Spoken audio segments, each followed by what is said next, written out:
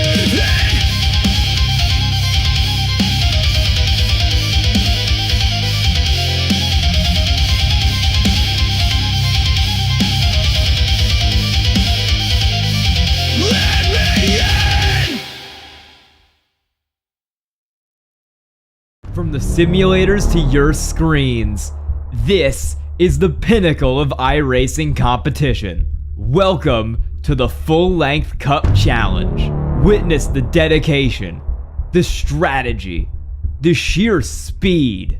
The show starts now. Well, hello and good evening, folks. Welcome back to Maconi Entertainment and welcome back to the Full-Length Cup Challenge. This is a Nashville race coming to you tonight here this evening. My name is Ron Mullins. Alongside me in the commentary booth is Kirk Mills. DJ Lyons is our producer, working on the cameras and the graphics in the virtual production hauler. Well, Kirk, off the back of that marathon race 1 week ago at Charlotte, we head to a race which is hopefully going to be a bit more shorter and a bit more tame for these racers here tonight. They've really earned a break after that marathon event 1 week ago, but I don't think they're going to get a super easy night here at this very unique racetrack. Absolutely not. Not going to be a very comfortable night tonight. They got to go a long way still. It's just not as long as we saw last week. We're here in Lebanon, Tennessee. This racetrack is going to be a lot of fun. These drivers love this place. They seem to find different grooves to run up and down the entire racetrack, and it really does produce some really good racing up towards the front of the field.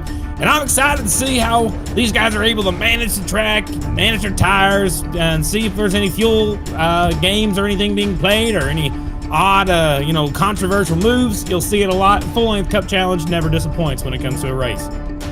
And we had a pretty good race last night in the Friday Night Lights Xfinity Series. That was definitely played with a lot of strategy, so may end up seeing that again here this evening. Here's how it looks in the points with 13 races already on the board. Lucas Hoitzman, the number 97 car, is at the top of the playoff bracket. Jonathan Delaney, Nolan Hodgson, and Nicholas Roman, all four of those drivers have 2 wins up to this point in the season. Then you look through the likes of Patrick Gitter, Andrew Dyson, Adam Benefiel, and Alex Murray. All of them have been able to punch their way into the playoffs up to this point. Matt DeCiani and Clayton Hoffman, they had some pretty good results last time out, but it was Jonathan Delaney grabbing a second win of the season in rather good fashion at Charlotte.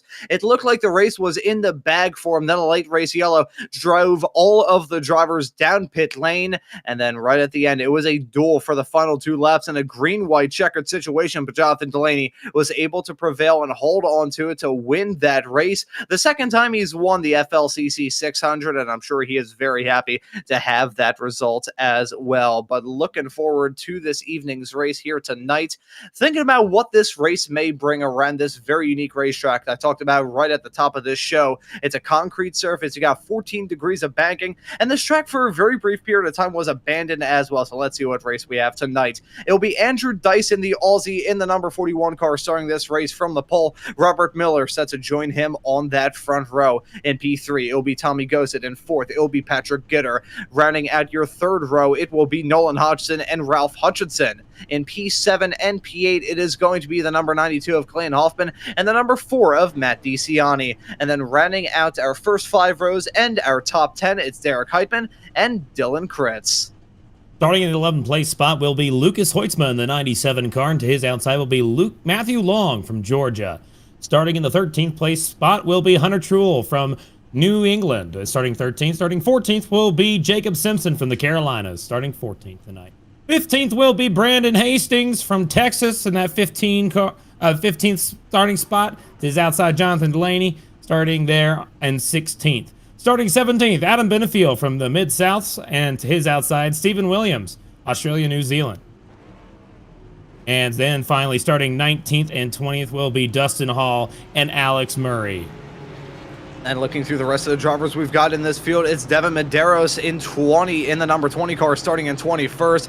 Sean O'Brien Jr. in a Sabrina Carpenter paint scheme will start this race in 22nd. Billy Brickley will start right behind them in 23rd. Tanner Marty will line up alongside him on that row. In 25th and 26th, it'll be Ryan Strunk and Evan Menard. And then looking right behind these 2 racers, the drivers continue on with Thomas Komacheski and Daniel Llewellyn. And looking right behind them, rounding out our top 30 will be Cameron Stone and Corey Cook. Starting in the 31st spot will be Neil Pearson, and to his outside, Stoney Benfield.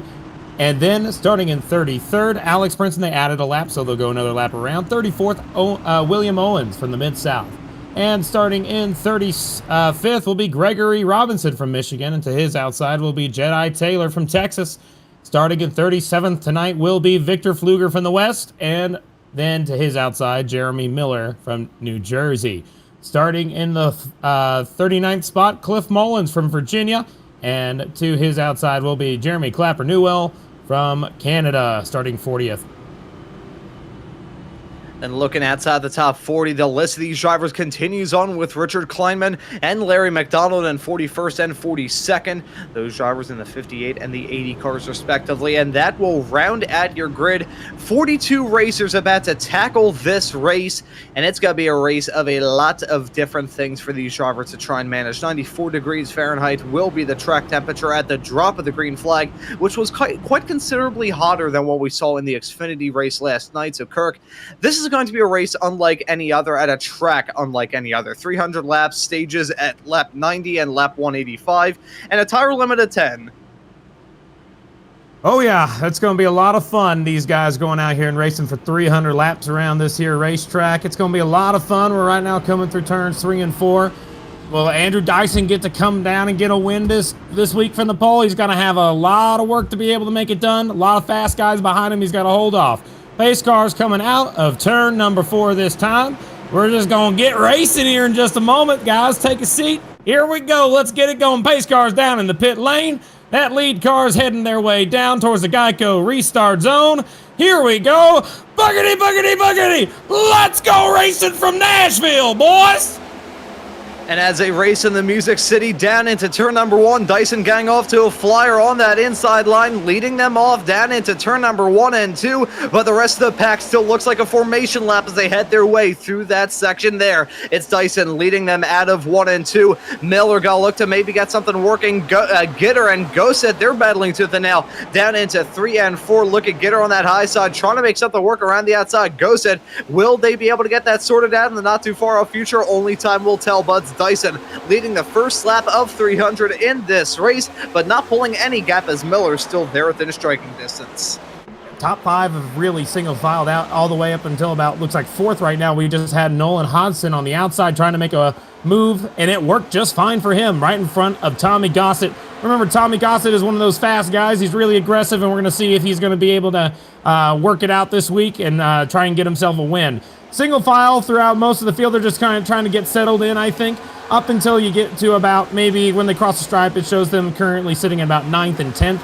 That's Lucas Hoitzma and Matt DeCiani side by side. New fastest lap. Dyson nails it with a 29.987. I'm sure that might not be the fastest lap of the night to start by the end of the night. But for now, that will be top of the boards. Still side by side now. Take a look at this. I just got to say, you're going to see all these paint schemes tonight with different music artists on them.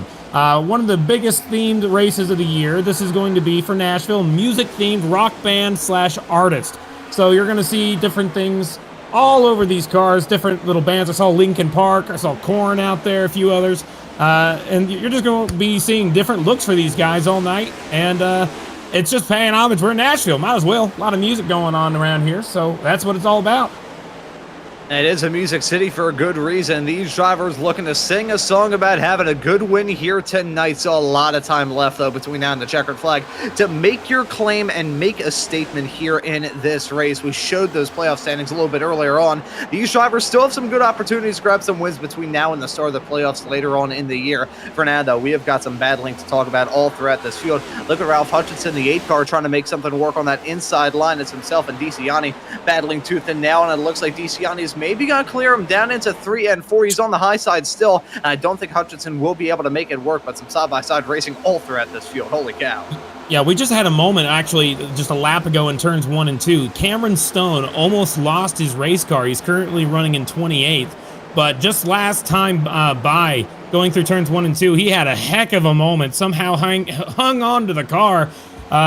He's driving tonight back currently outside this top group, but it was surprising to see him hang on to the race car. We might be able to pull that up here in a second, but the battle up front still rages on. The 71 of Truel and the 8 car of Ralph Hutchinson on the bottom, racing hard for spots. And remember, Truel's going to do everything he can to get up towards the front as quickly as he can. He's one of those guys that tends to put a whole lot of heavy push on these cars. But Delaney trying to also follow him through on the top side as the 8 car is pushing tight. Yeah, looks like that 8 car's not driving the best in the world. He's side by side heading down the backstretch off into 3 and 4. Ralph Hutchinson joined me in the commentary booth last night for that Friday Night Lights race. Now swapping at that microphone for a wheels. He's trying to wield on the inside still. It's himself and the 6 of Delaney battling. This is a battle right now for P11 in this race. Just barely outside the top 10 to get some points at the end of the stage, which is still very far off into the distance, not even a tenth of the way through this stage. So at this point, these drivers are worried about battling and just trying to make up any moves that they possibly can. For Dyson, though, he's still in a race lead, hasn't built that up too much between himself and Miller in the 15. However, a 0.2 of a second gap near around that, just about the most comfortable gap he's had ever since he dropped the green. Yeah, I guess you could say that. I mean, he's in a good spot. Everybody's really just trying to save some tire here. The sun's out, the track's kind of hot. You're going to have that problem throughout the beginning part of this race. It's about 97 degrees Fahrenheit right now. It should just switch, actually.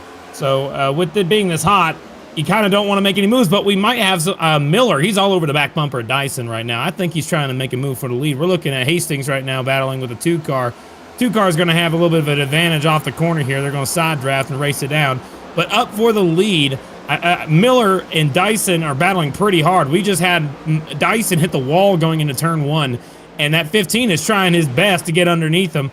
But he's just like right up on him, and he's going to try and make a move. That 15, remember, he's had a couple of heartbreaks week after week the last handful of weeks. So last week when we were going through turns 3 and 4 on the first lap, the guy got some contact between a battle between Ralph Hutchinson and a couple other cars, and then next thing you know, they go straight into the wall. His day's done on lap 1. He's here to try and do some redemption here in Nashville, so we're going to have to watch and see if he's able to do it. He's all over the back bumper of Dyson, waiting for the right moment to strike. And just trying to find that opportunity whenever it comes about for him. That's the thing that Miller is definitely going to be weighing up in his head. He's probably going to go for this when he has that realistic shot. He's not going to go for an absolutely outrageous send in the early stages. It'd be exciting for us in the broadcast booth, but that won't be a winning strategy here in this race. Just play your cards as they fall into your hand, and don't worry about going for some insane moves in the early stages of this race. There's not really anything to gain. I mean, outside of bragging rights, I guess that's it, and maybe making a highlight reel. But really, for Dyson and Miller, the game that they need to play at this moment is just taking it easy. The game of patience, especially with how hot the track is at the present moment, definitely going to be a huge factor in this race. Yeah, that's for sure. Once the sun starts going down, though, you're going to see some grip. You're going to see these guys start pushing a little harder because the track will start calming down in terms of the heat. And those tires are just going to start gripping a little better, and once the rubber gets worked in as well. Because the thing is, I heard a lot of conversation in the general chat from the drivers earlier today. They were talking about the marbles up at the top of the racetrack. You could see them whenever we go on by. There's a lot of marbles up high, and whenever you run through it, it changes the way the car handles. It gets you a little loose, and so some folks tend to like running the bottom only to avoid running the marbles up where right here Truel's at. Truel's like barely getting his right side tires in the marbles. Where it's getting brighter is where that marble typically is. But up front for the lead, Miller just made a move down to the bottom, and he got by Dyson for the lead. Just like that, new leader, it is going to be Robert Miller taking that spot away from Dyson. And that move was done with authority down into turn number 3 and 4. May be able to load up a replay to see that move from Miller to take the race lead. Dyson probably comfortable about slipping back in tow, getting a small little bit of drift assistance, and maybe got to think about some fuel saving at this stage of the race. But here's how he lost the lead. Miller having a good run down the backstretch, and looks like, okay, it looks smooth through there. So I think this may have been a lap before, then the calm before the storm, so to speak, before these races started to battle hard. As you can see, that 15 still running in the draft, heading through the tri-oval.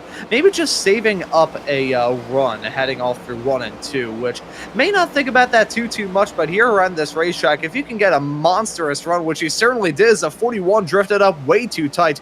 Coming out of turn number 1 and 2, it looked like that car gained about 90 pounds on the front end and skated up the racetrack, and there goes the 15 to jump into the race lead. I'm not sure if you're picking that up as well, Kirk, seeing that 41 car really start to slide. I think he's lost the front end grip, because ever since that move and now that he's in dirty air, he's dropping down like an anvil push out of a helicopter.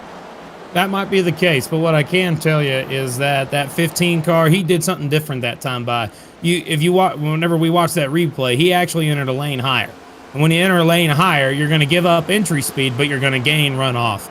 And so that's what he ended up doing. He pushed hard just like that. Now Nolan Hodson actually just moves up to the second place spot. But Nolan, he's driving a loose race car. That car, he was very slick trying to hang on to it. He's burning that right rear up.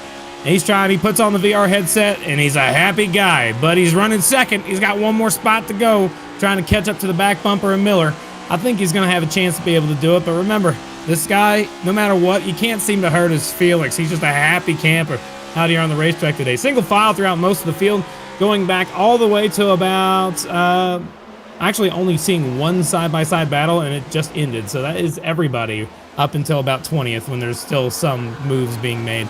But up towards the front again, single file, they're saving tires. That's what's happening. That's what you're probably wondering. Why don't they make a move? Why don't they dig down into the corner and try to move? Yeah, it's too early for that. All right, we got to make sure that we get to the end of this race. In order to finish, in order to win the race, you got to first finish. That's how it works. So Andrew Dyson, let's take a look on board with him. He's so chilled out. He's not trying to push too hard. Oh, maybe not. Holy cow, you saw that? He got real loose there in the middle of the corner. He grimaced at that one. Most certainly not a feeling that you like to feel when you're behind the wheel of a race car, when you have to save it like that, especially right when you go on to the big broadcast. Yeah, no, right as we switch to the camera of him, you can see him sawing at the wheel, heading through 3 and 4. Maybe a bit of touch potentially there as he got Gitter right at the back bumper of him, but still now he's got to be alongside him heading down into 3 and 4. That car of Dyson really not driving as good as it once did, as here comes Patrick Gitter in that number 21 car down the inside, still going to hang tight with him, heading down on that start-finish line right about there to begin lap number 21, and here's the 21 going for that move on the 41, clears him midway through the turn, and here comes the 07 of Ghosted as well. He's smelling blood in the water. Dyson's dropping back, and all these drivers know that he feels a bit less confident than he did a few moments ago. Yeah, that 07, is it Gossett or Ghosted? I thought it was Gossett. I want to make sure I get that right. Caution's out. We already got a wreck on the racetrack. Turn 4, one car's up against the outside wall. It looks to be the 86 of Jeremy Miller sitting the wrong way on the racetrack. He's going to pull back around, and he doesn't look like he has too much damage. I'm looking at his car now. A little bit of left side damage, but that is going to be our first caution here on lap 22. What happened to Jeremy Miller? Let's take a look. Here we go down into 3 and 4. Oh, look at that, the big blink at there. That was definitely the reason why that contact happened. Hard to have that happen here in the sim. It happened a little bit during the Friday Night Lights broadcast last night here on Maconi Entertainment. Unfortunate part of sim racing, but hey, you gotta kind of expected at certain points, but again, that's just so tough. That 73 blinking in and out, iRacing trying to run the numbers to figure out if they came to blows, and it unfortunately went the wrong way for the 86. But here we go, Kirk. We got all the drivers coming down pit lane, deciding to put some rubber on their race cars. They got a lot of sets of tires, and they have a really hot racetrack here at the present moment. That's basically a giant warm cheese grater for these Goodyears. That's the reason why all of them are coming down pit lane. Miller stopping his pit stall. You can see your pole sitter, the number 41 of Tyson at the front of the field. Who's going to come out first? Who's going to come out second? Let's wait and see. That's a pretty quick stop there. Who's that coming in? Very quick on the outside. They had to have taken 2 tires. Got to be a different leader. I'm not sure who that is. That may be the 5 there? Lucas Hoytsma. Really get the number. Lucas Hoytsma, my apologies, in 97. Yeah, he definitely took 2 tires to get up and get us some good track position. Remember, track position is everything, and not to mention, with how many laps we have in this stage, I mean, it might actually pay off for him long run, and also it'd save him a pair of left sides if he absolutely needs them. So, I mean, that might be a benefit to him. Remember, though, we got a long way to go. We're only on lap 23. Yeah, still a long race in front of us here, a long race in front of these drivers. But how reassuring is it going to be to get some brand new Goodyears bolted onto these tires, bolted onto these cars, I should say, new tires on the cars? May not seem like too much, but 22 laps around a track like this, considering its old concrete surface, and the fact that the temperatures are as hot as they are, it must feel good just from a mental side of things to get some new rubber on these cars. Oh. Yeah, I mean, hey, they call them Mr. Feel Goods for a good reason, don't you? It's because once you put them on, you feel like you're on a rocket ship. You can go straight through to the front, no way. You got grip everywhere. Like I said, these guys only had about 20 laps on their tires, so at 97, he's going to have about 20 laps on his left side. That shouldn't be too bad.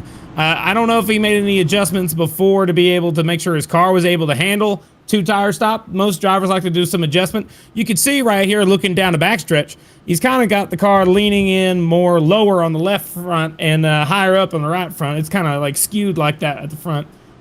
Tells me he's got a little stiffer right front shock. But I'm excited to see if he's able to hang on. This is going to be a tall tale for the entire field to watch. If he's able to hold his ground, 2 tires is the way to go for the rest of the night. But if there's a problem with that 97, that is going to deter all 2 tire stops going forward when you have run at least 20 laps on a set of tires. But pace car's diving down, and we're getting ready for a restart.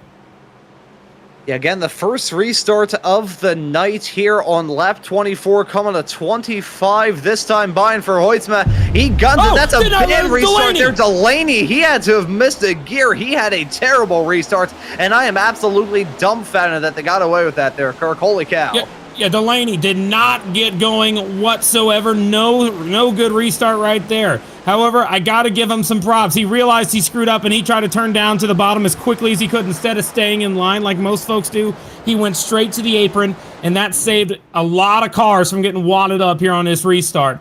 That was absolutely a sketchy moment. He just did not grab the gear. You'll see it right here. Here we go. Everybody launches. They're going, and right about here. He launches, he just doesn't go any further.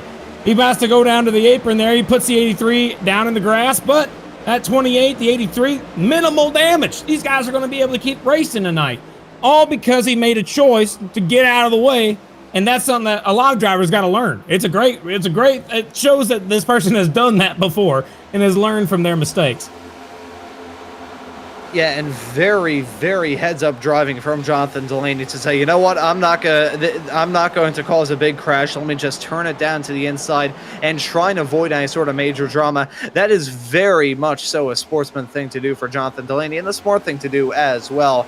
No point getting hit about 15 times as he in that Baja Blast number 6 car blasted his transmission with that missed shift on that restart. Unfortunate for him, he's going to drop down like a rock, but based off that speed we saw last time out for him at Charlotte, he's going to be a driver to keep our eyes out for. And I think if we harken our minds back to that interview that we had with him, he seemed to be rather confident in his chances here tonight as well. So as we take a look at the 64 and the 81 battling tooth and nail, I want to think about the speed or potential speed that number 6 of Delaney may have tonight.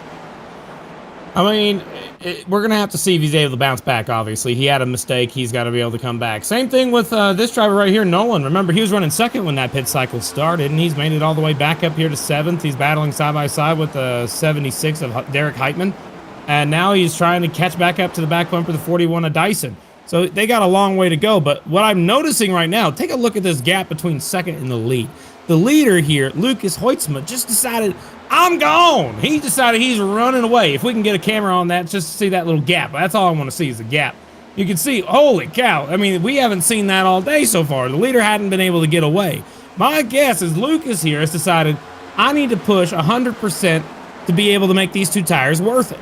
So right now he's going to be pushing hard, but we'll see if that works out for him. In the event he gets a good time caution or something like that, it might not work that well for him, but he's going to do everything he can to try and maintain that position while you still have some mildly fresh right sides on that car. I don't know if he's going to hang on to the lead for long, but it might just be a net gain over the course of the entire run. Thinking about this right now as well, I mean, you look back at Patrick Gitter, he's trying to catch back up to the back bumper. I think he has a chance to catch back up. He has not won since Daytona, so he's going to try and get himself his second win of the season. He's got a ways to go to get there. But he definitely has some speed in that 21 car, and he's probably going to be chasing down the 97, who is on older left sides than he is. And when we get into that tire discussion with the difference these different race cars are going to have, I also want to wonder what cars are going to be the best to manage their tires and what drivers are going to be the best at managing their tires throughout this ever-evolving race. If you set yourself up well in this first stint as the sun is still bearing down upon this racetrack, you're going to be smelling like a bed of roses towards the end. If you set yourself up well in the start, hey, the journey of 1,000 miles begins with one single step, and it's important to get that good step, that first step off well, and not twist your ankle on that very first step. So these drivers looking to avoid that at all costs, and I think just about everyone outside of a few exceptions here and there for some incidents have been able to manage it rather well. I think this race will probably be one of two halves. You got this point of the race where we're going to see these drivers take it easy, decide, you know what, I want to just be there at the end. No point in risking it for the biscuit and throwing caution to the wind. Then when the sun comes down and this track slowly but surely starts to grip up and it cools down with it, then we're going to see these drivers really go balls to the wall. That might be the case, but what I can tell you is these drivers, the cars themselves, think about it this way. A lot of the times, each driver has their own sponsored shut-up shop or something that's trying to, make them have something that's good under the hood. So whenever that's the case, I mean, a lot of these teams use very similar setups. They might be different between some of the higher-up teams, but once you get back to about 10th on back, there's a lot of the same stuff being used. And so the thing is, what's on my mind right now in terms of tire saving, it's not necessarily anymore about, like, if you're able to push hard whenever you need to or whatever it may be. my thoughts here is that you got a lot of guys running similar stuff up in the front and in the back, and they just get stuck, similar to how a fixed race works. When you have a fixed race, same setup under every car. I mean, of course, there are small adjustments they make to the car, very small, very minute. Unless you're in the top 5, 10, and those folks tend to really get into their cars and spend some time trying to build something that works great for them. But once you get a little further back, I mean, it's kind of hard to make any ground up. So if you're a driver like Delaney's, who we've been talking about, it's going to be a really difficult thing to get from the back to the front in that 6 car. You got to do what Lucas did. Lucas Hoytsma was running in the back. What did he do? He went down in the pit lane and he did some strategy. And now he's leading this thing by almost, what is that, now a full 1.5 seconds? Holy cow. That tells you exactly what you need to know. I mean, that 2-tire stop seems to be working for the short term really well, as everybody else is saving their tires. He's the only one pushing it. We'll see how long that lasts in the long run. But right now, Hoytsma, there's nothing wrong with him. And Lucas Hoytsma, based off the fact that he came into this race with that playoff lead, really speaks volumes about the kind of competitor that the number 97 of Lucas Hoytsma is. 1.5 seconds is a gap between himself and Patrick Gitter in P2, is feeling the burn from Robert Miller right behind the number 15 car. These two have broken away a little bit. It's about 0.3 of a second, the gap between Miller and Gossett. So we may have to think about these two potentially breaking away from their rivals right behind. But boy, worse time to get the hiccups. But talking about Hoytsma and the kind of competitor that he is, Kirk, you've got the experience running against him in the Friday Night Lights series. He's a quick driver, very, very fast in both the Xfinity cars and the Cup cars, albeit they are pretty much 2 different ends of the stock car racing spectrum. Very quick racer, and certainly proving that here at Nashville rather early on. You got to remember, he got it by strategy. He's very respectful. You respect drivers like that. In terms of like how everybody else in the front 10s thinks about him, as long as you race people with respect, they race it right back. And he's one of those guys that treats you with respect out of the gate. And that's something that we could all appreciate as a driver. One thing I can tell you, though, is that 12 car, Nolan Hodgson, remember, last time we checked in with him, he was running 7. He just moved up to 4. He just cracked top 5 again. So remember, he came down pit lane, lost 2nd place, dropped back, and he's gaining them back one at a time. While you were talking there, he made a pass on the car directly behind him there of Gossett. So he was able to make that move forward. And everybody's still single file for most of the field, but there is a battle I got to keep an eye on. The 2 car and the 81 of Hastings and Simpson. These guys are just really leaning on each other whenever they were racing a moment ago. It looks like Simpson got on by, but Simpson's really pushing hard, which is a little unusual this early on in the race, but it seems like he's really trying to push an issue as we're looking right now at the 4 car, DeCiani, trying to get to the back bumper of the car in front of him. It's just towards the tail end of the top 10. These guys are, they got a long way to go. They just got to be able to make it down to the end. That 81, you can see he's trying to get out of line, pulls right back in just like that. Not really much places you can go when you're racing like this. And we saw the number 1 of Hall and the number 4 of DeCiani battling not terribly long ago. They're battling for the final spots outside of the top 10 right now, and Hall currently has the upper hand. Inside the top 10, though, we've got some very quick racers competing for us. This is Heitman, currently slotted in 6th, the number 76 machines. It's a battle at the front of this pack with Gitter and Mill. They're battling for 2nd in this race, and through goes Miller down the inside, and look at that, the cut across from the number 21 of Gitter, trying to block off the run from the 12 of Hodgson. He nearly stuck it to make it side by side with the 12 and the 21, but Gitter cutting down as early as he could to try and stop the bleeding as quickly as possible. Try to cut off that 4th place car from trying to make any more moves on him. That's the right thing to do. We're on lap 43, right? The thing is that we got in this stage, I think, isn't it like something like, let me make sure I have it right up here. Stage 9 is lap 90. So we got a long way to go to be able to get hit 90. And once we do hit there, we're almost halfway in this stage is what we're at right now. We're almost halfway. We're about a lap away from halfway. These guys still got to be able to make it the rest of the way, and some of them took 2 tires, some took 4. The only one that took 2 was Hoytsma, and he's out by a second and 1.6 seconds. We're going to have to see over the course of the next 45 laps how that stacks up against everybody else on 4 tires. I think that we're not going to see him out front the entire time, but this will tell us how important clean air is here at Nashville. If we see them catch up to him the clean air is not going to be 100% king when you got lesser tire. But if you got lesser tire and it seems to work out for Hoytsma to stay up front the entire time, yeah, I mean, everybody's going to take 2. It's going to be exciting to see if that continues. Still, that one car, Dustin Hall, he hadn't really had a great week the last handful of weeks. Did not seem to get a finish he was looking for. He got involved in a couple incidents. More battling up towards the front. Look at that. Nolan to the outside for the 3rd place spot on Gitter. He's going to make that pass, and it looks like the car, Derek Heitman, is trying to follow him through. And these drivers, as it slowly starts to cool off this racetrack, they're starting to get a bit more adventurous to get some moves done. And look at that, that's a side-by-side fight with those two heading down through 1 and 2. And it looks like it will be Gossett getting that move done on Gitter. Heitman got to be there within striking distance as well in the 76. Maybe got to try and look to get a move done around the outside through 3 and 4. Not really the real estate space there to be able to make something work. So Heitman will remain in 6th at the present moment. Here's that battle that I think we had your eyes on not terribly long ago, Kirk, involving Simpson and the 7. They were battling for P14 and P15 at the present moment. Looks like it has cooled off a little bit, but there's still a matter of feet. Not even car lengths, a matter of feet between each other more often than not. Yeah, it wasn't actually with the 7 car. The 7 car, it was another vehicle that was up in that little battle there, but what ended up happening is they just made a little door contact, and that's why I brought him up. I saw him make contact, and I was like, okay, guess that's something to mention. Holy cow, driving a little hard on lap 40 or 38 or whatever it was. But now, take a look at here, that 81 car. This is the car that I was talking about that made contact with him. That is Brandon Hastings. You know, the cool thing about him, he works, I think, for I want to get this right.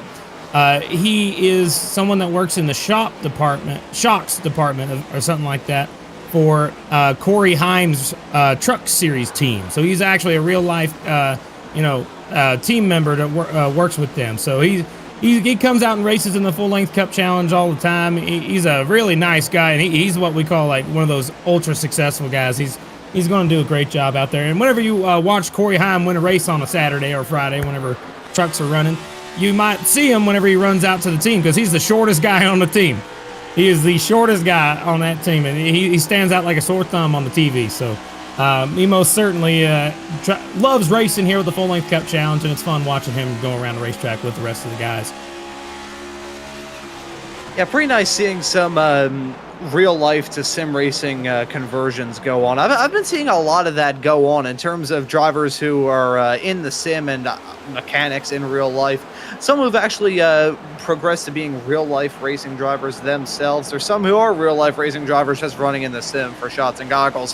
Here's the 6 and the 44. They're battling tooth and nail. This is a spot, I believe this is a little bit farther down the pack. Delaney looking to make up some moves after that drama we saw him involved in not terribly long ago in this race. Still on the comeback towards Delaney, but it looks like he's getting some moves done. The confidence building yet again for that driver of the number 6 machine. I was just going to say, this past Friday, covering a different series on a different network, was able to commentate Andre Castro, which is a driver who's actually done a couple of Xfinity races, primarily on the road courses. Used to run in the NASCAR Euro Championship, was a Team USA scholarship winner a couple of years ago. Very, very talented racers assigned to spend their time in the sim, and very talented racers here right now as side by side between the 88 and the 44 off through 1 and 2. And it looks like the 88 trying to double that gap between himself and the 44. That guy just had a big sideways snap coming out of 1 and 2. He dropped down like a stone. Sure did. Not like Cameron Stone, who's right there on the screen, but he definitely. Oh, up front, Hastings hard into the wall. He got spun right in front of the whole pack there. He got loose coming off turn 4, and the car just goes straight on into the wall. Right front damage.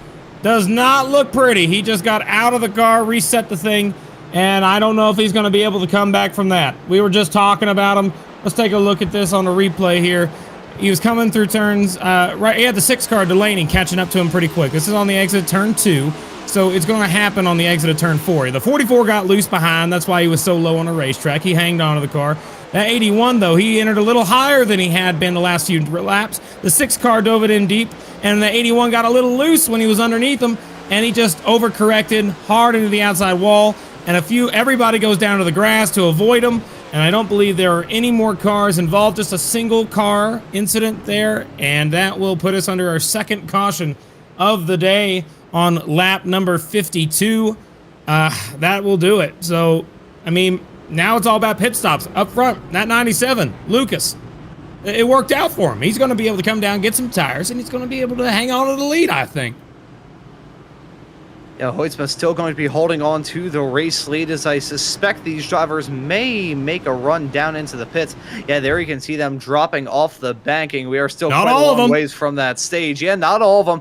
Some of them staying at 54 laps Just Tommy. completed of this race already, so that's going to be an interesting call from him staying out of the pits. But here comes the 97, the 15, and just about everybody else.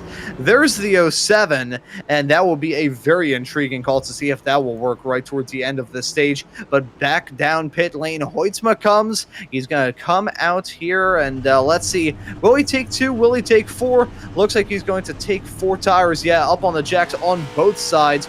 Hoytsma maybe lose the lead in all of this. Here comes the 2 of Simpson. Think he took 2 tires in that race car. Multiple drivers picking up some penalties from some pit lane violations, but out and away is actually going to be Daniel Llewellyn. It looks like he was able to exit that with the race lead. That, or the stats are all kinds of screwed up, because I think a 0.4 second run down pit lane, he probably broke the sound barrier to record something like that.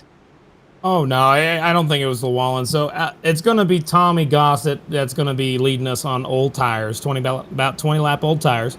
Then you're going to got Nolan Hodson, who just came out with 2 tire stop. He's now running second. Then you got Ralph Hutchinson on the same thing on 2. Dylan Kritz is on 2. Lucas Hoytsma is the first one that's on 4. But Simpson took 2 as well, and he's right behind him. So that's going to be multiple cars on different strategy at the front of this field whenever we got to go to lap 90. It's lap 55 going to 56 right now. And it's just going to be a wild restart. And let's make sure we keep an eye on that 6 car to make sure he's got his shifts in order this time.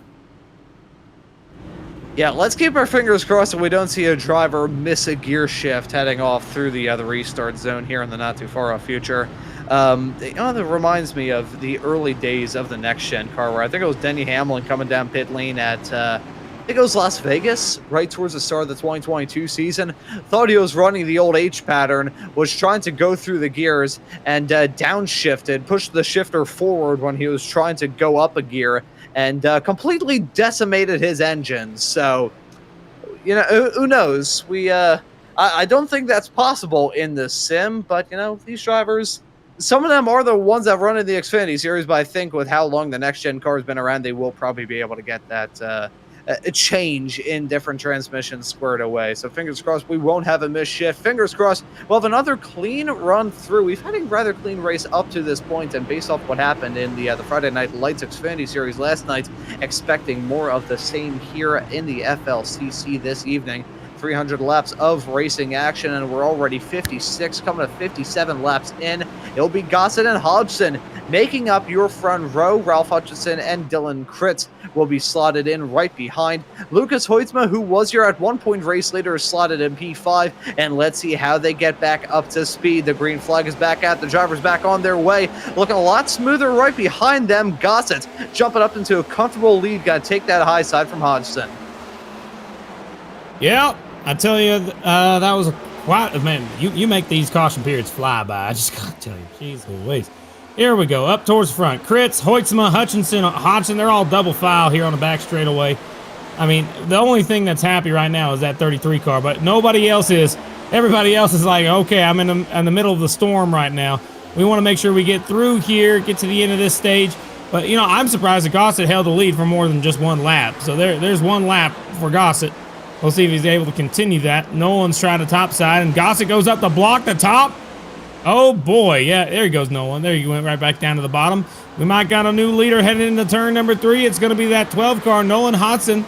Going to move up to the lead just like that as they battle side by side for second with Ralph Hutchinson, and Gossett is dropping back like a rock. Once those tires heat up in Gossett's car, he's going to not have as much grip as cars around him. That's for sure. And we are starting to see this race begin to boil over. These drivers nearly going 3 wide as they head their way off through 1 and 2. Hodgson looking to get away from the chaos, and Hutchinson looking to break away from that drama as well. Behind them, though, it is incredible racing all throughout this field. And a spare mention to Jonathan Delaney. He's now making up some moves as look at that, the bumping like hell and contact being made into the outside wall. That was Kritz and Gossett beating and banging and roughing each other up. It looked like those two cars were linked together with chains as they headed their way off through 3 and 4. Ralph Hutchinson saying a cooker of a lap time last time by as they're 3 wide heading off through turn number 2. Holy cow. We had a couple cars in the wall off turn 4 there that last time by. It looks like Strunk, Newell, and McDonald were involved in that one. They didn't get turned around, so they're going to keep it straight, but they are most certainly battling hard throughout this entire field right now. Up front for the lead, here comes Ralph Hutchinson to the bottom, trying to make it work.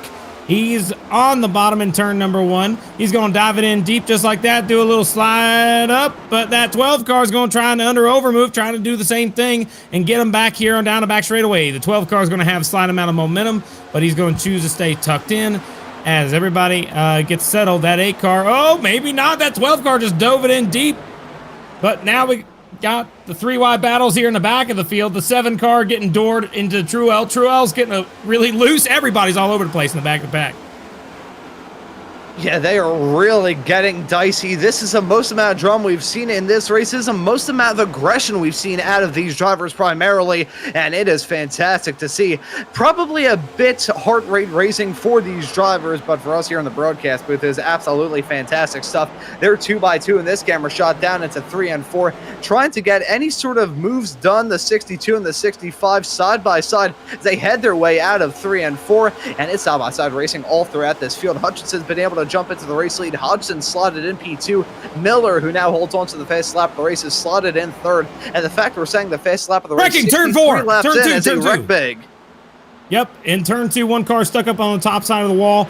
It looks like that it is Corey Cook in the 61 car. Sorry to interrupt you. I had to whenever there's a wreck like that. Driving the Maconi Setup Shop LLC vehicle. He got involved in an accident here in turns 1 and 2. Let's take a look and see what the heck happened here. He's running right behind Stephen Williams there in the 98. He's got Billy Brickley to the bottom.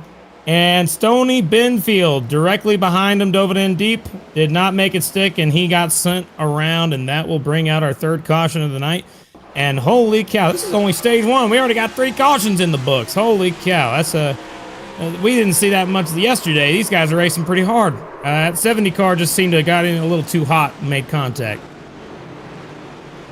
Contact being made. It was so aggressive ever since we got this race restarted. A matter of, at this point, it was probably only 7 laps that we ran under green before that yellow flag came out. And those 7 laps were probably the most hectic and dramatic parts of the race we've had up to this point. Expecting more of the same throughout this race. We're on lap 64 of 300. Gonna take a quick commercial break, and we'll be right back after these messages. You want to be the best, you can't settle for the rest. For anything on iRacing, there's just one name you need, Maconi. With the launch of Maconi Entertainment and Maconi Competizone alongside Maconi Setup Shop, we now provide the best of the best in setups, paint schemes, coaching, broadcasting, and event organization.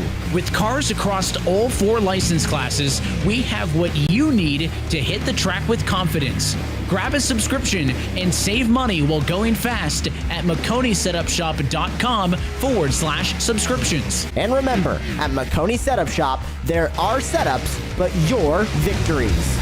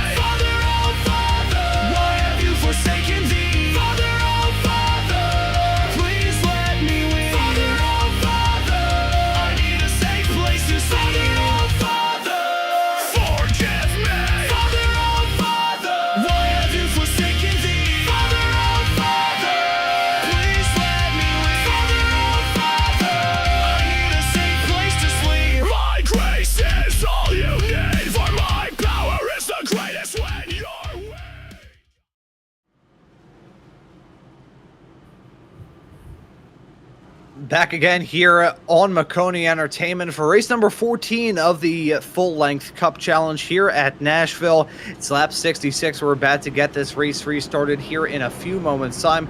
Ralph Hutchinson and Nolan Hodgson will make up your front rows. We get this race back up and rolling here in just a couple of seconds' time. Hoytsma is slotted in third. He was your one-point race leader on a different strategy. He's gotten back on cycle, and he's looking good in that number 97 car to try and grab his third win up to this point in this season. As a pace car turns down pit lane, Hutchinson going to be back in command of this field as they bang through the gears through the Geico restart zone. We are back racing here at Nashville. Hutchinson looking to try and get the move done around the outside down into turn number one. Drivers battling all throughout this field, but still a tense race between Hodgson and Hutchinson as they head their way down the backstretch. Not able to clear him is the 8, and not able to clear him either is the 12. They're still with a bit of overlap down into 3 and 4. And there's a lot of bump drafting going on down the backstretch that time by. Up towards the front, that 15's all over the back bumper. The 12, he's got a big run coming too. He's going to try and get up to the back bumper. The 8 car looks like.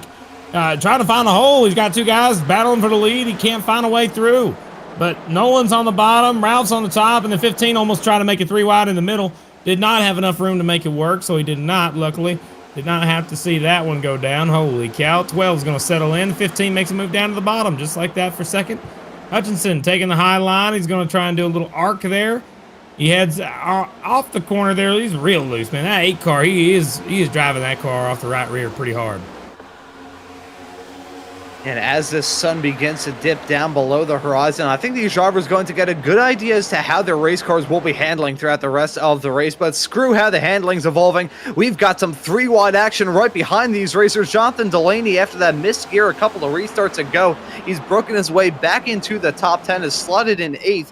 And it looks like he's going to maybe try and size up a move in the not too far off future with himself and Gitter. They're so close to making contact, heading out of 3 and 4. And it looks like they're side by side down into 1 and 2. Delaney on the inside, Gitter on the outside line.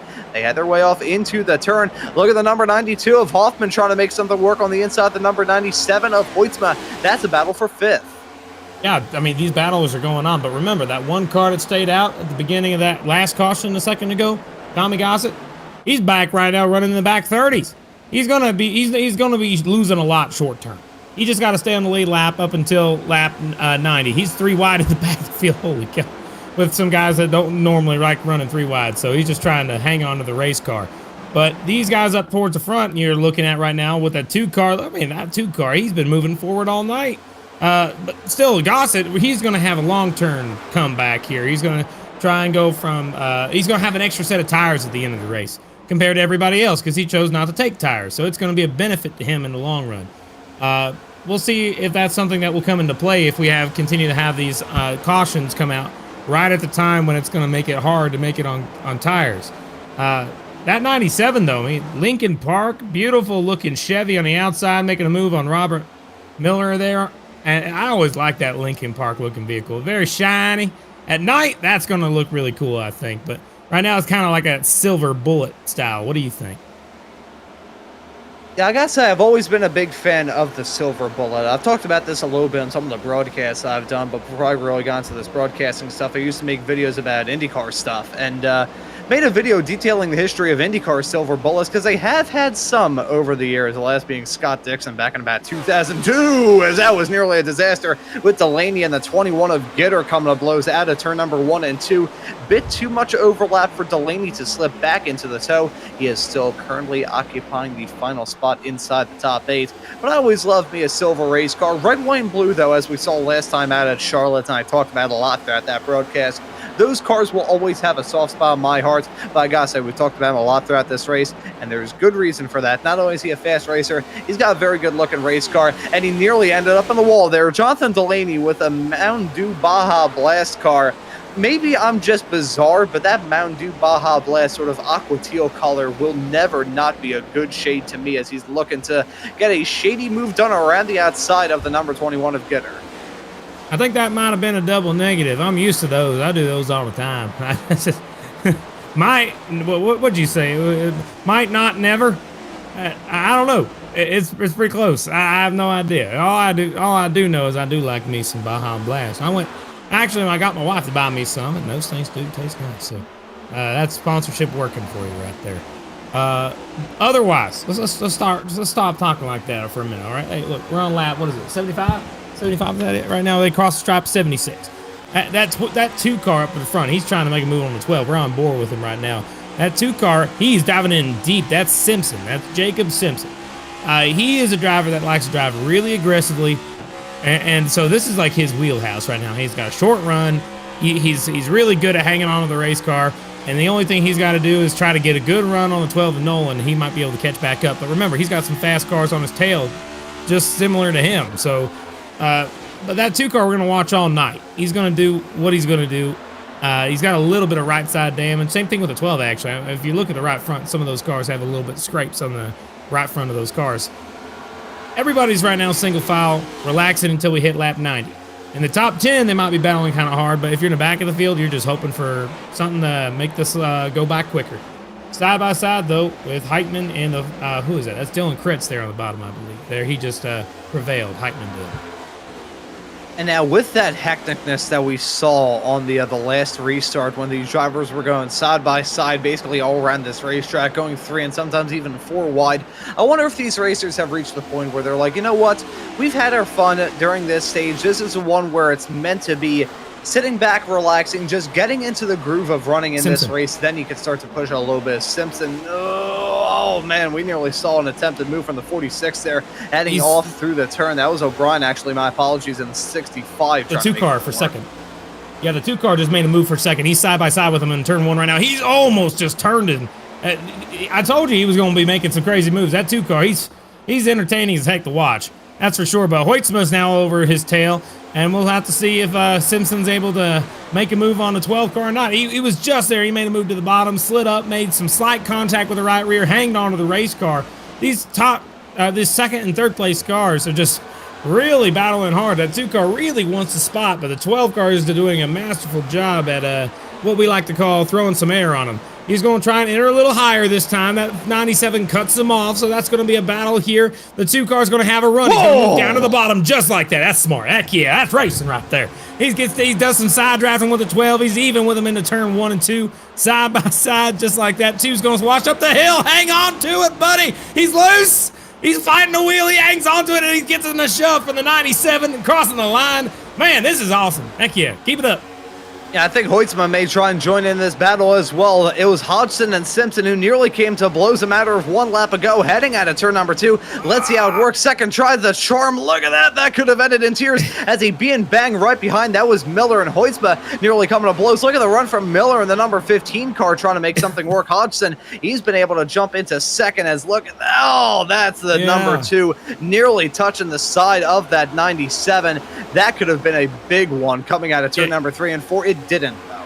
Yeah, you're absolutely right. It could have been. But, hey, Jacob, he was battling for second a lap ago. He's now in almost 7th place. He's side by side with Delaney.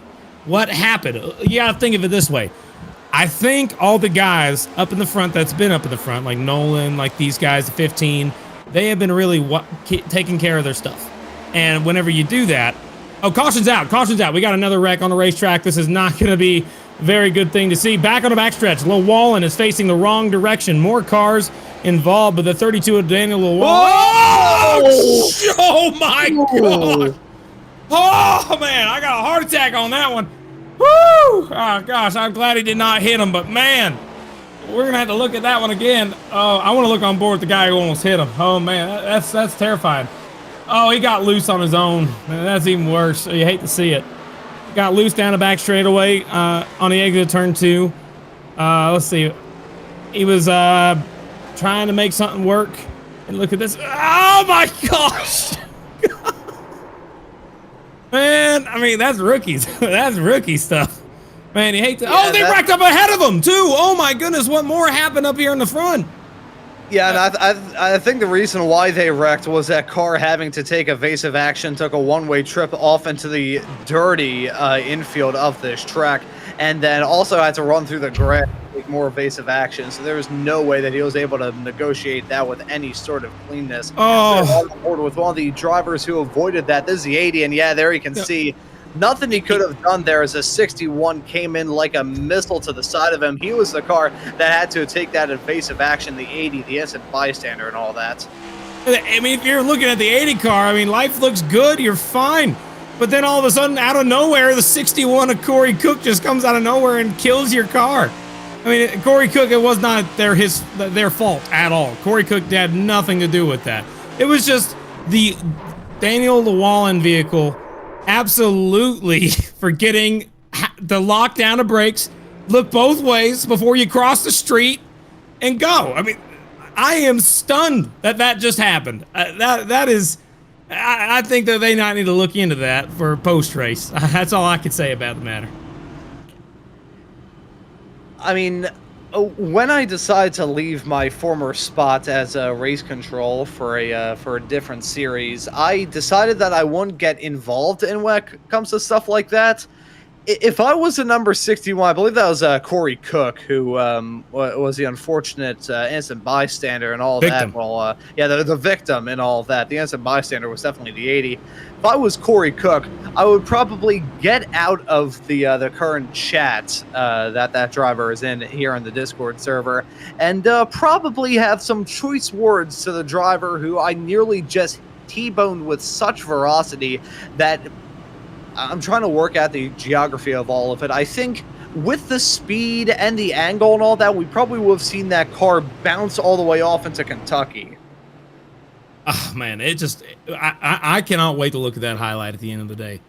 We got a few laps to go in the stage. We are not near the stage. We're not at the stage end yet. We're doubled up, ready for the restart. And right now, as we're going to come to the restart right now, Ralph Hutchinson's got the lead. He's choosing to start on the outside line. So we can see the leader choosing the outside. No one's going to be on the bottom in that 12 car. We're going to have the restart with, I think it's going to be just about 5 laps to go in the stage. So who's going to get the stage points? Who's going to get the stage win? All up to this restart. Remember that 6 car? We saw him miss a shift. We want to keep an eye on him just like we did last restart. And we'll see if everything goes by smoothly. Out of turn 4, here we go. And here we go for yet another restart, and this is going to be the final one here in stage number 1. Up through the gears goes Hutchinson, and we are back racing for a quick little dash to the end of stage 1 here tonight. Hutchinson getting off to a good lead. That's Hodgson and Hoffman. Oh boy, they're battling tooth and nail down into 1 and 2. The number 97, Lucas Hoytsman, maybe gonna try and turn that 2-car battle into a 3-car battle, as he'll be side by side with Hoffman down the backstretch off into 3, as Heitman may try and get involved in that race as well. That 76 car, he's looking strong. Really, all the drivers that we've got inside the top 6 have a good shot to do well, based off the fact that Jonathan Delaney has soared his way through the field. We can't discredit him. He's probably got a very fast race car. Let's see what he can do if he ever gets into some clean air. But right now, the fight is on between the 92 and the 97. That's Hoffman and Hoytsma. They touch again, coming out of turn number 1 and 2. And it's Hutchinson still leading and hoping that these drivers behind start to battle even harder so they can extend that gap and have a comfortable run to the end of this stage. Hoytsma and Hoffman, they're battling hard yet again. And now Hodgson may be feeling some pressure as soon as they come to blows again. Coming out of turn number 4, Hoffman and Hoytsma are battling each other so aggressively. They may be, but remember, it's even stage. That's what they're fighting for. I mean, about 90%. I always say give 90 here at the end of the stages, unless you're going for the win at the stage. I mean, still side by side is what you got to do. We're coming down to get, I think, 2 to go when they cross the stripe. We're going to have 2 to go left in the stage. Still battling side by side for 3rd, but you got to think of it this way. The back guys back here battling for 10th on back, I think, is where the real number is. So right now, 10th is Benefiel, and he's got it by a lot. But these guys are all outside the points. They got to pass one more car, and they're going to be in. Problem is, they're not quite there yet. They got another whole 2 car lengths to be able to do it. As we're coming down to get the one to go signal here for the end of the stage when they cross the stripe again.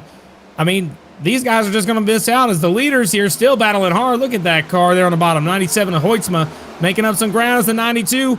Will he take it 3 wide? Chooses not to. 25 cars covered by just about nothing as they head their way down into 1 and 2 at the end of this stage.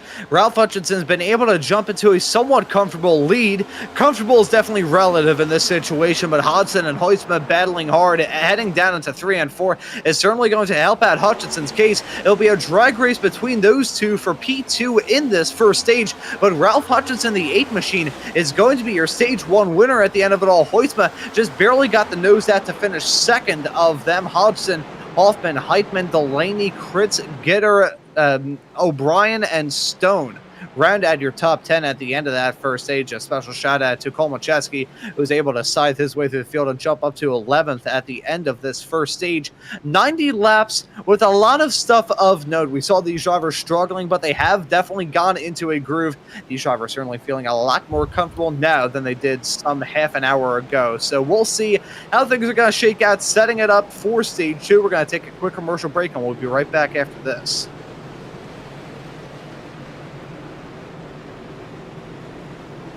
When you want to be the best, you can't settle for the rest. For anything on iRacing, there's just one name you need: Maconi. With the launch of Maconi Entertainment and Maconi Competizone alongside Maconi Setup Shop, we now provide the best of the best in setups, paint schemes, coaching, broadcasting, and event organization.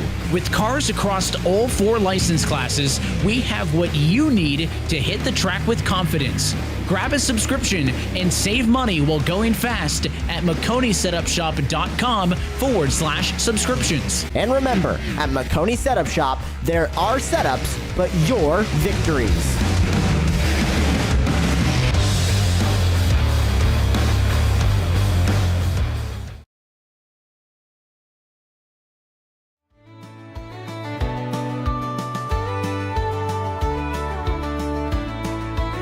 The sun sinking low, painting fields in gold. Old trucks rolling down that dusty road. Worked hard all week, now it's time to play. Gonna let it loose in our favorite way. Spent the days in the field, breaking my back. Calloused hands and muddy boots, that's a fact. Clock hit 5, I'm out the door. Heading to the place where we dance on the floor. Raise your glass to the weekend's call. Let's make a night we can recall. No worries about tomorrow's grind. Just friends and fun for a real good time. Let's unwind at the old stomping grounds, where the music's loud and the spirits are proud. Kick off your shoes, dance in the dirt. Forget the pain, let your heart flirt. Only at the old stomping grounds. Bonfires burning, smell of grill in the air. Guitars picking, laughs we all share. Moonlight shines on that worn-out barn, where stories are told and we leave behind our scars. Under the stars we feel so alive. With every cheer we thrive and survive. Nothing like a country night to set you free. It's our way of life, just you and me. Let's unwind at the old stomping grounds, where the music's loud and the spirits are proud. Kick off your shoes, dance in the dirt. Forget the pain, let your heart flirt. Only at the old stomping grounds.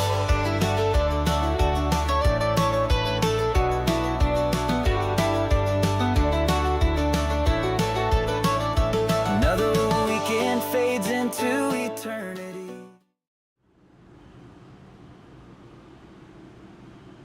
Back again here on Maconi Entertainment for the start of Stage 2 here from race number 14 of the full-length Cup Challenge season. It's myself, Ron Munns, and Kirk Mills with you on comms tonight. DJ Lyons working the cameras in the virtual production hauler. Here for Stage 2, this is going to run until lap 185, and it's going to be the 71 and the 4. That's Hunter Truel on the inside and Matt DiCiani in the 4 on the outside line. A bit of a shuffled up grid, but we've got your at 1 point pole sitter and 1 point race leader of Dyson back up to the front as well. So let's see if he's going to beat Dyson it for some spots. That's a good jump for the number 71 of Truel. We're back to green flag racing here for stage number 2, and he gets off to an absolute flyer.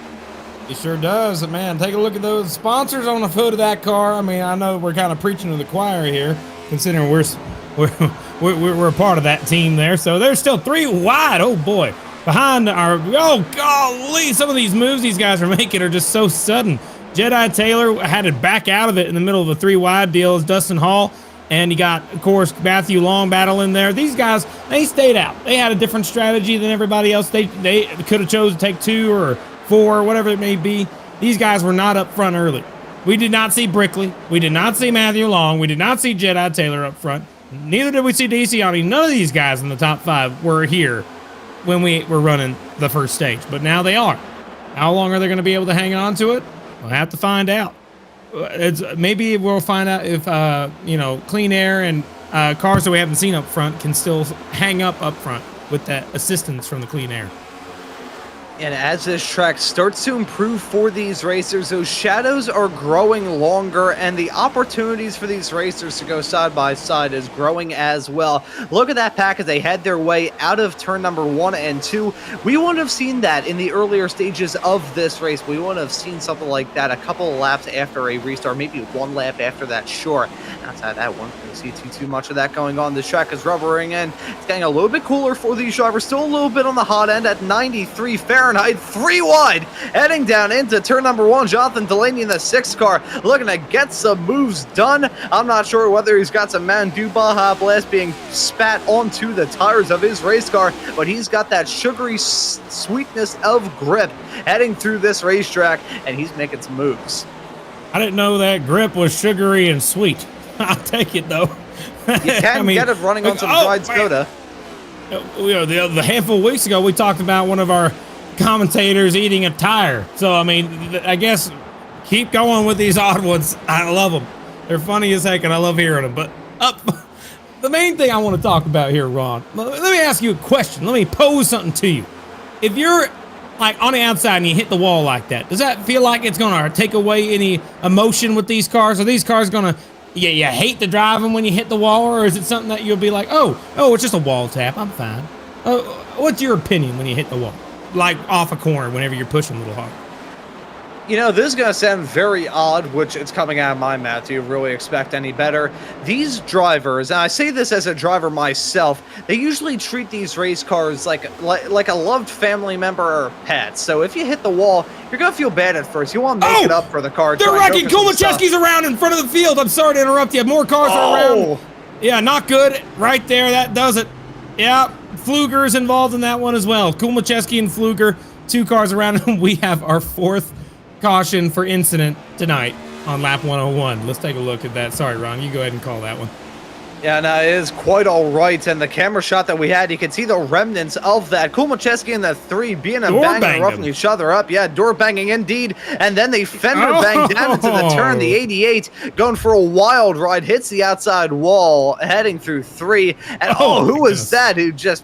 That was so close. That was Llewellyn in the 32 car who nearly had his second moment of the night down into turn number 3 and 4. Let's take a look at another replay of this following the 88 and the 33.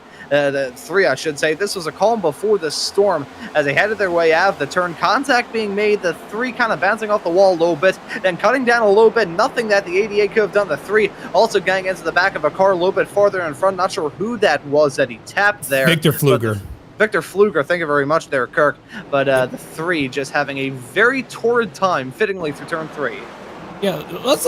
I think we need to look at like the 3 car from like a paraglider view if we have that or something like that. Victor Fluger's car like that. I mean, if we have anything, the 3 car is what we want to watch.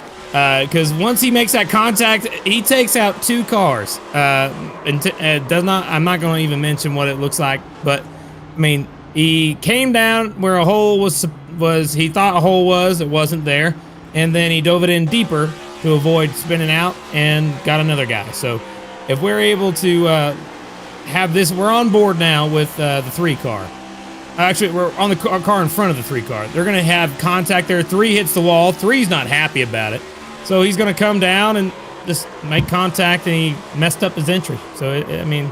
Everybody else avoids it looks like, so only a 3 car incident, but hate to see it.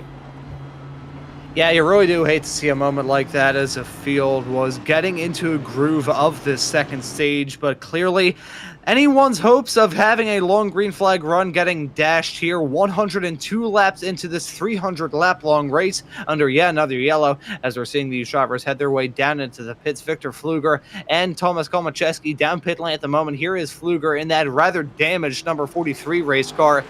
See that front nose, a little bit askew, but he will not lose another lap as the lights are out on the pace car. And now, Kirk, I want to raise this to you, talking about this stage of the race that we find ourselves in right now.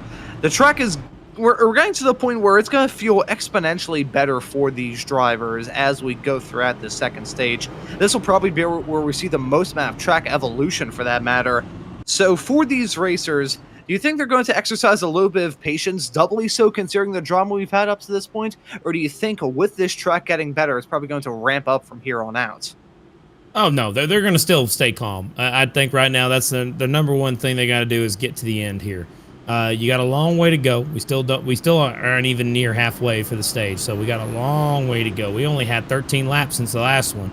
So up front, I mean, these guys that we haven't seen up front all day, Truel, DeCiani, Hall, the rest of the guys up here, going back to about Hoytsema maybe, or Robert Miller. I mean, those guys are going to take it easy. They're going to hit the gas and go hard and hope for caution after caution after caution. And that way they could stay on a level playing field, at least somewhat. As we're going to come down to the restart zone, we're going to get back underway.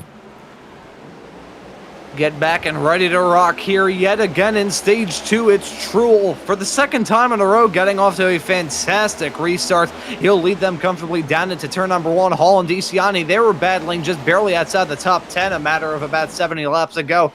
Now, though, they're battling for P2. Truel still looking to pull that gap down the backstretch as they're side by side throughout a vast majority of the field, looking to see who may be the next to try and challenge these racers. Many of these competitors on different strategy calls. We talked about right towards the top of the show about how strategy was probably going to be a huge factor in this race. I think we're certainly seeing it, but we still have a side-by-side fight between Hall and DeCiani. Hall in the number 1 car holding onto the inside line, looking to haul the mail, with the 4 car of DeCiani having that momentum and having the runs out of these turns to keep that as a side-by-side fight. And now they finally single file out off into 3 and 4 with DeCiani in second. No, the number one concern when you're on these restarts, that's where you get all the spots. That's where all the drivers like to push hard and get all the spots they can. But with that response, that also means everybody's bunched up. You can always make contact. Mistakes are a lot easier to happen immediately after a restart than they are longer down the run.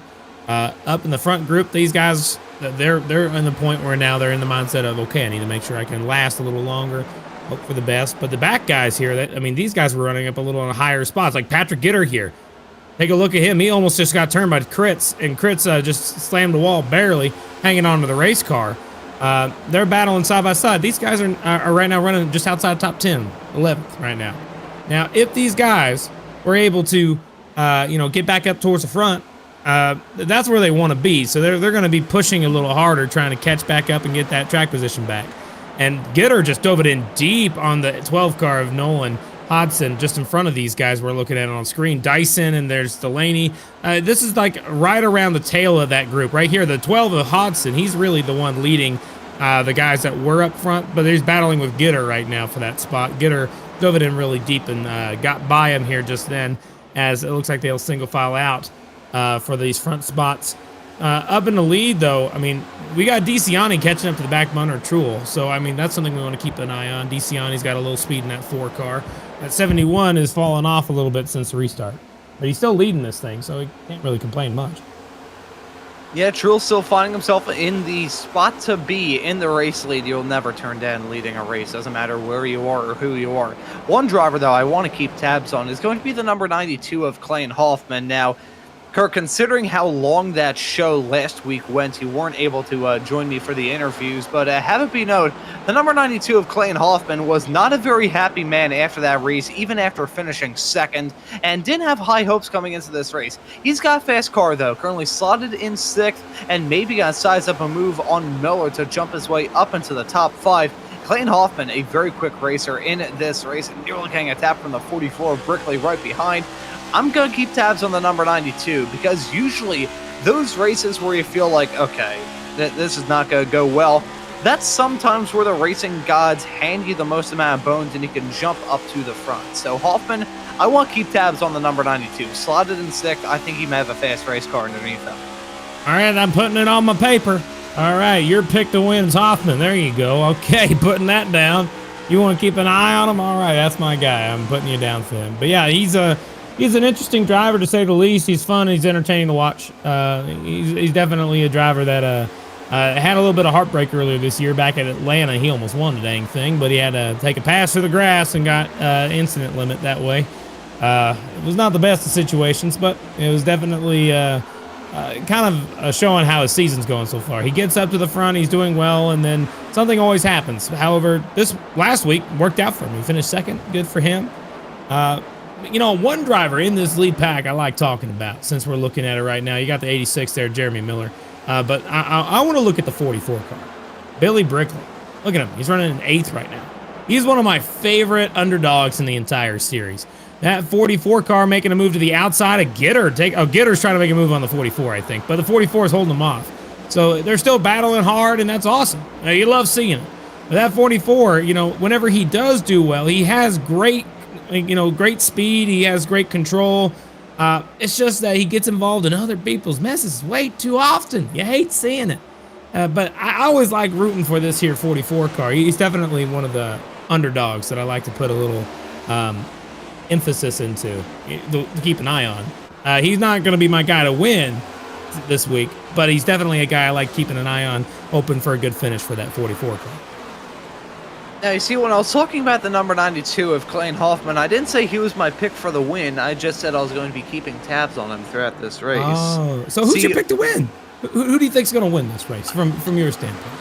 See, the last time I picked someone to win, they proceeded to have a connection issue 3 laps from the finish while leading by 15 seconds. So, oh no! I want to avoid those commentator jinxes as best as I possibly can, because that driver, very, very nice towards me when it comes to my broadcasting stuff. A very nice person, a pretty nice racer in their own regard, both in the sim and in real life.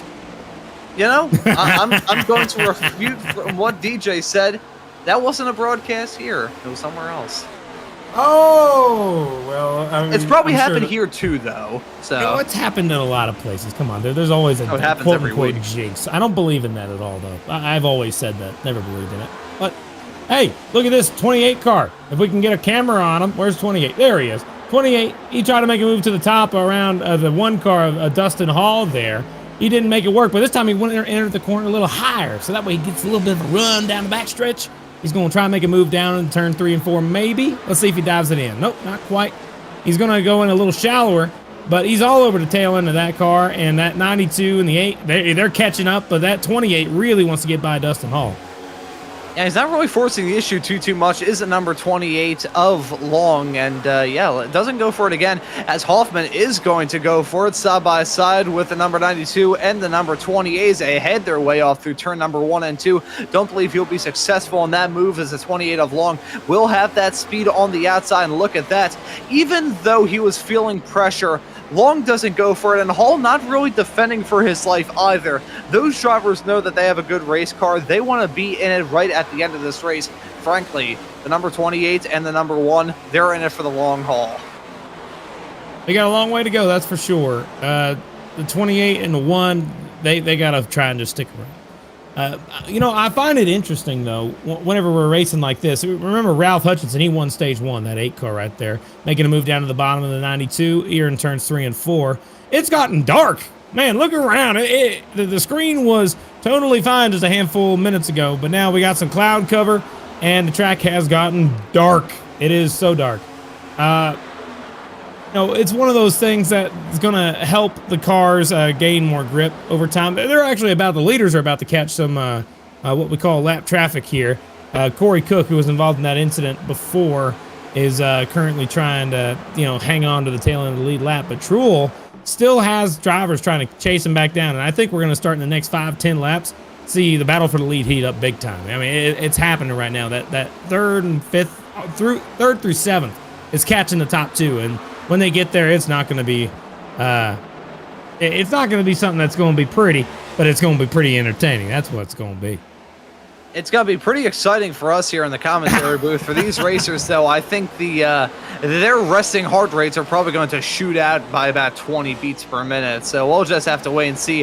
As here's the number 92 of Hoffman looking to get something done on the 1 of Hall. He gets it done successfully as they head their way off through 3 and 4. That one car dropping down a little bit when it comes to pace. He's now outside of the top 5. So may need to look at him dropping down into the crutches of Gitter and maybe even Miller as well. Gitter and Miller, we saw them a little bit farther towards the front of this field in the early stages, but here on lap 121, they're inside the top 10, but they're not in the top 5, and they're knocking on the door to maybe make up some of those places. As around goes the number 21 of Hall. Around the outside of him is the 21, and he gets that move done to jump his way up to 6. Now here comes Miller on the high side in the 15. We'll look at a move down into 1 and 2.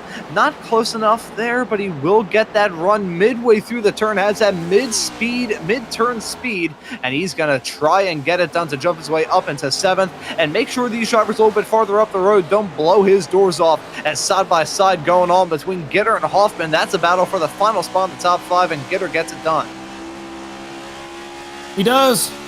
One car dropping back like a rock right now. Remember, he's one of the cars that stayed out on 2 tires or old tires, whatever the situation may have been. Hall in the 1 car. He just dropped out of the top 10, and that is going to continue to happen throughout the run. Him, Kritz, a few of the other guys that stayed out. For example, Truel's leading this thing, but he also had some problems with that. So, I mean, we already see the 8-car Ralph Hutchinson. He's there. He's on the back bumper of DeCiani, who was running about 10th before the last run. On regular pace, but now he's running 2nd behind Truel, who was also a little further back in the field, but they have made their way to the front. And so that's good for them. Sun come back out saying hello. Hello, Mr. Sun. Good to have you back. Please keep warming up the track. We like having a little bit of grip being taken away from us. But battle for 2nd. Look at that. Here comes the 8-car of Hutchinson. We got to scoot up right there. You see that 8-car right in front of this. Here we go. Trying to make a move. Remember that 4 cars on a different strategy than the 8? This was expected. It was going to happen since the restart. We knew it was going to happen. And the same thing with the 71 whenever the 8 car gets there. But I don't think Ralph's actually had a race yet where he's able to win quite yet. And I'm just so happy to see him have a chance here in that 8 car. Because it looks like right now, if we take a look at it, he is the currently 11th in points, 150 points back. And if he's able to win this race, he's going to be in the playoffs, just like that.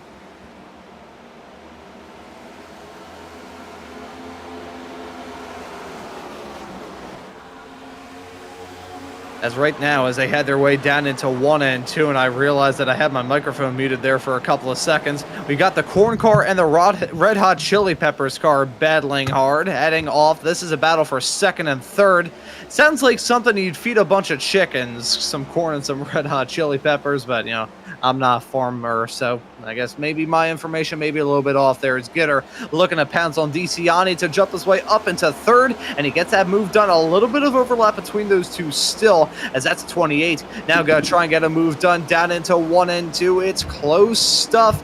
These are for the final 2 spots inside the top 5, and it's got to be DeCiani having to play that defensive game from Long, who has been moderately quick up to this point. Hasn't really shown some race-leading speed, but has shown some pace to really contend for a top 10 spot. Let's see if he will be able to make that extra leap forward. They're nearly 3 wide, right behind the 15 and the 97. Battling really hard, but Truel and Hutchinson, good mention there, Kirk. They're battling for the race lead. Down into turn number 1, and through goes Hutchinson up to the front. They got some lap car involved in this battle as well, but Hutchinson, a matter of just 1 lap after getting that move done on the car of DeCiani, he now jumps his way up to the race lead. Yeah, remember, like I said, that's 71, the 4, 28. Few of these other guys stayed out on a different strategy. They are going to be dropping back as they're right now passing Corey Cook there on the bottom. That is a lap car, so just remember they are not battling for position. Holy cow, Nolan Hodson just jumped up to the top of the wall there through the middle of that little left-hand or dog leg looking thing. Tri-oval, I don't know how else to call it, but he went really out of the groove there. It was a little unfortunate. He hanged on to the race car, though, so he's trying to make his way back forward as it looks like the battle for the lead's going to start picking up again. Here comes Patrick Gitter on the bottom trying to make some ground up. Yes, Hutchinson is now your race leader, 1.5 0.15 of a second is the gap between Hutchinson and Gitter, and they're looking to pull away from Hoffman right behind that number 92 car. Needs to get a hustle on to get involved in this battle. If he allows these drivers to break away, he'll have a really tough road ahead of him. We are definitely chugging away the laps here at this point in this stage. This stage does come to an end on lap 185, and we're pushing 131 right now. Side by side going on with Delaney, and that's himself and Hodgson battling off through the tri-oval down into turn number 1 right now. Racing going on right in front of him. That's DeCiani maybe trying to make up some moves and make up for the lost ground that he had.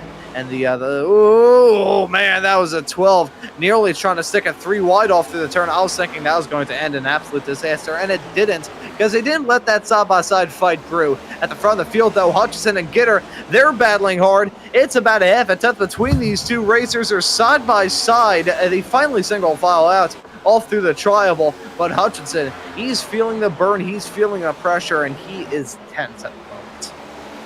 Yeah, the number one guy who's like watching this right now is that 92 of Hoffman, because he's catching up to the back bumper of Gitter here, and Gitter's been really driving his car a little aggressively to try and get by the 8 car.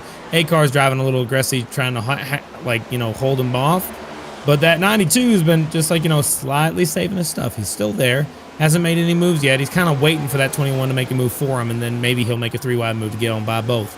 That's always a good idea, a good plan. We'll see if it works. Take a look at that. They're all running different lines. That's the best part about this track. You can really adjust your line and change some things up. You want to run high, low, a little bit of the mid. Oh, car almost spun out on the bottom of the racetrack on the back straightaway. One car around that is the 60 car of Jedi Taylor. Got involved in a little incident on the exit of turn 4. He got some contact from Mr. Benefiel, correction. Take a look right here. That 83 car driving right behind him. He has Dyson there, Dustin Hall around him. 60 drives up the racetrack, makes contact with the 1, gets a little loose, and the 83 had nowhere else to go. So that's just a 60 car getting a little tight, and he saved the race car, kept it green, and we are still racing up towards the front. Ralph Hutchinson and Gitter, man, they're still battling side by side for this lead. Yeah, and his tooth and nail battling between those competitors as well. Colleen Hoffman, it looks like he's finally been able to break through and catch up to these racers. So it's now a 3-horse race for the race lead. And it looked like there's going to be a slight amount of overlap between all 3 of them. They had their way off through 1 and 2. Hutchinson, Gitter, and Hoffman covered by nothing, as here comes Gitter down the inside off into turn number 1. Here we go, the 21 and the 8 and the 97 maybe gonna look to get involved in this battle as well. That's Huisma. He's caught up to the 92 of Hoffman, as Hoffman maybe gonna try to size up an opportunity to get past these racers as well. Hutchinson withstands that brief challenge from Gitter, but here comes Hoffman on the inside off through 1 and 2, gets just alongside the number 21 to spook him up the track.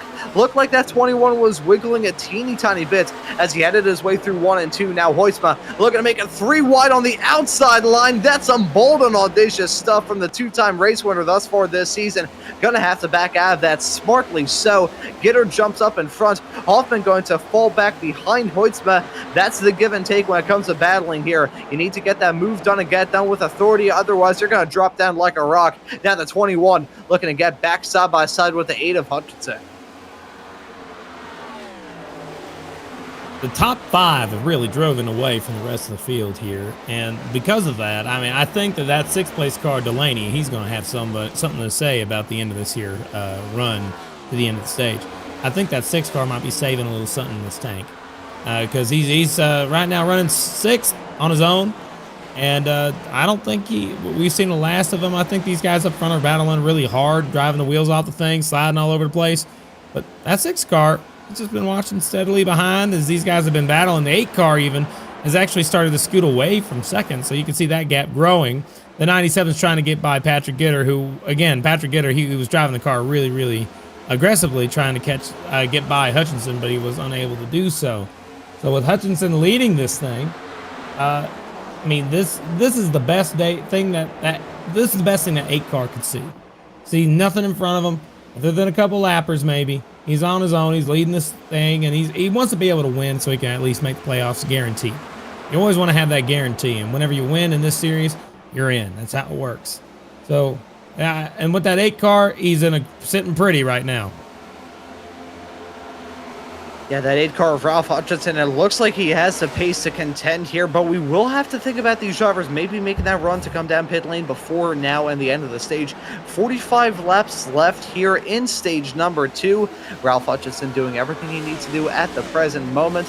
There's only so much you can worry about in the present. Have to think a little bit farther down the line about that strategy and how well you can set yourself up, as we're only 10 laps away from the halfway mark in this race. Now the number 97 of Lucas Hoitzma looking to get something done down the inside of Gitter.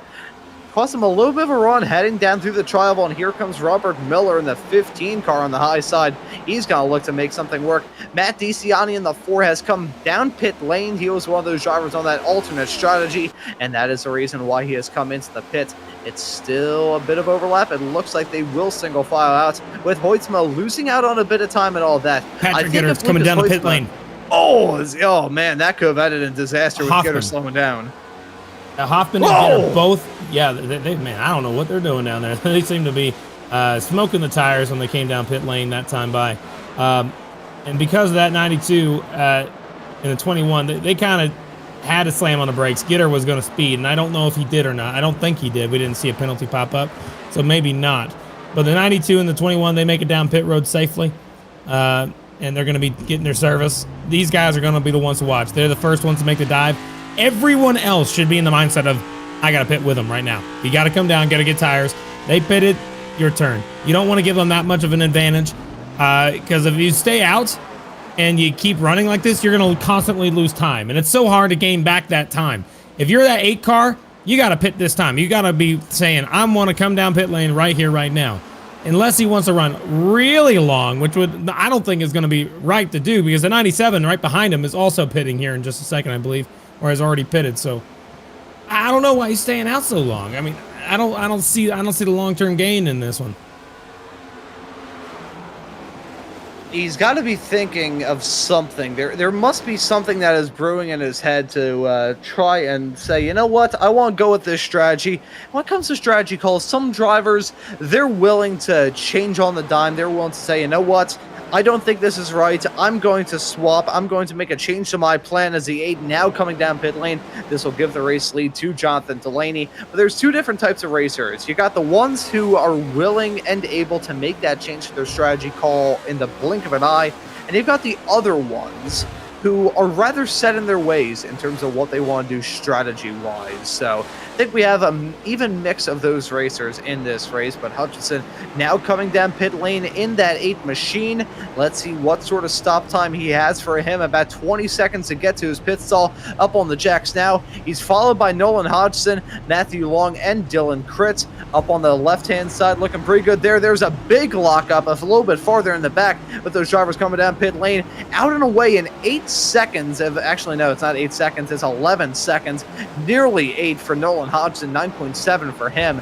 Not the quickest stop in the world for the 8, and I think that may have cost him a bit. Well, that 8 car stayed out long, so that's really what really cost him. Staying out even on 1 or 2 laps is like so much time that you're losing. Remember, the fastest laps you run out here on fresh tires is around 29.8, 29.7, something like that. By the end of that run, they were running 37s, so they're losing a second a lap when they choose to stay out, versus every lap they choose to stay out when one of your competitors around you hit, you lose a second every time. So with that in mind, everybody's coming down pit road right now. Gossett's staying out longer than everybody. It seems like him and Dyson, Pearson, Hall, these guys have been out and stayed out this entire time. Clapper Newell as well. I mean, we're going to see their lap times. You can see it right there. I mean, Hall ran a 31 flat compared to the guy that we're keeping an eye on, Patrick Gitter here. He's running 29.7s. So that's almost a second and a half. We're getting close to that mark where they're going to be gaining almost 3 seconds every couple laps. So it's wild to think that they want to still stay out. I think they might be hoping for a caution or something to happen, so that way they might be able to, take advantage of it. But I don't see that happening, not on the racetrack so far. And not sure if that will be a viable option for these racers as we do encroach upon the end of this first half of the race. In fact, 1 lap away from the halfway mark of this 300 lap long race here for race number 14 of the Friday Night Lights, not Friday Night Lights series. We had race 14 for them last night. This is race 14 for the FLCC, the Nashville race here this evening. Oh, was there some drama coming into the pits? I think I may see some 71, yeah, down. 71, Hunter Truel, and just door banged Heitman. Heitman's coming down. He's side drafting him. This is not good right here. I mean, get to the backstretch. Heitman and Truel right now. We need to get a camera on that. These guys, they are driving crazy over aggressive. Down the backstretch, they made door contact. They are not happy with each other at all. Look at that 76. He dove it in deep. He's going to slide up. He hits him. Oh, yeah, I saw that one coming. Woo, man, that ain't very good, and that 71 is not happy about that. He is going to be peed off. There's no other way that you can describe it. The 71 of Hunter Truel not going to be happy, and he'll be a man on the mission. If you're ticked off. There we go. That's the correct terminology here for the broadcast, stuff that we can say on the air for 500, please. But the 71 will have to get some moves done to get to the back of him there, and I think if he does, may end up seeing him give some lesser concessions than he did in the earlier stages of that battle. That is for certain. In front of the field, though, it's Gossett running in the race lead and setting some pretty good laps in the process of that as well. About 3/10 quicker last time by than Hall. It was 3/10 quicker than Jeremy Clapper Newell. So clearly something's working good for him as Dyson and the number 41-year pole man heading into this race is coming down pit lane in the 41. That's going to start cycling everything around. When is this guy going to come down pit lane? That's the question in that 07 car. I've heard so many. Are you sure it's Gossett? Are you positive that it's Gossett? I've heard both ways, so I'm just trying to make sure I get it right. It could be Gossett. It could be Gossett. I mean, I'm not sure how much my opinion Gossett, really... yeah, that's what I'm saying. I was about to say, I knew it was Gossett. I was about to say, that's the one, that's how, with the double S there, that's why. Uh-oh. Wow, where's the shark at? What's going on? Got some sharks forming here with Delaney and Hutchinson. They're cutting their way through the traffic right now. Gossett, Gossett. There we go. I think I got that pronunciation correct. See, I'm from Philadelphia. English is not my first language. My first language is cursing, and my second language is sarcasm. But Gossett still in the race lead. But Delaney and Hutchinson, they're leading the pack of drivers who came down pit lane not terribly long ago, and the gap is definitely closing up between those two racers. They made their way through traffic together, as now Delaney in front of Hutchinson. But that gap is slowly but surely closing up. If they start to battle too hard, though, look at Gitter a little bit farther in the background. He's picking his way through some of these cars as well. That 21 may get involved in this battle soon. I think I just figured something out. All right, so Gossett is out there. He's leading this thing. The longer he stays out there, the better chance that if we get a caution, right now, only 6 cars are on the lead lap. 6 cars. Top 6 are the only ones out there currently on the lead lap, and that's going to change as we go. More cars are going to catch up to the leader, and they're going to pass him because of fresh tires. But if they stay out there as long as they can, absolutely as long as they can, then what's going to happen is that they are going to be able to just, when the caution does come out, if it does, they just be able to cycle back and they'll restart in the top 10. I mean, it's a brilliant move if it pays off. They're taking a risk right now. This is a huge risk. So if it works out, great. If it doesn't, they're good. It ain't going to be good. It ain't going to be pretty. Yeah, I am shocked that some of these drivers a little bit farther towards the front have been able to stay out for as long as they have. They're certainly feeling the burn when it comes to tires and definitely burning up some fuel in this as well. Gossett still leading over Hall, who's in front of Jeremy Clapper Newell. These cars not driving as well as they did not terribly long ago, but someone had a sideways snap, I think, heading out of turn number 1 and 2. Could see that smoke rising through the air as we jump back to these drivers who are leading that pack. Jeremy Clapper Newell has made that call to come into the pits from 3rd. That's a very slow car. Who is that? Is that Miller dropping down? I'm looking through. Who is that? No, that's the number 67 of Clapper Newell. Did he miss his pit entry there, or did he just have a big... Yeah, I was talking about that slide coming out of turn number 1 and 2. He was the one who had that slide. That 97 just turned Clapper Newell there. That was overly... I mean, Clapper didn't need to be, in front of him that much, but, when that 97, patience.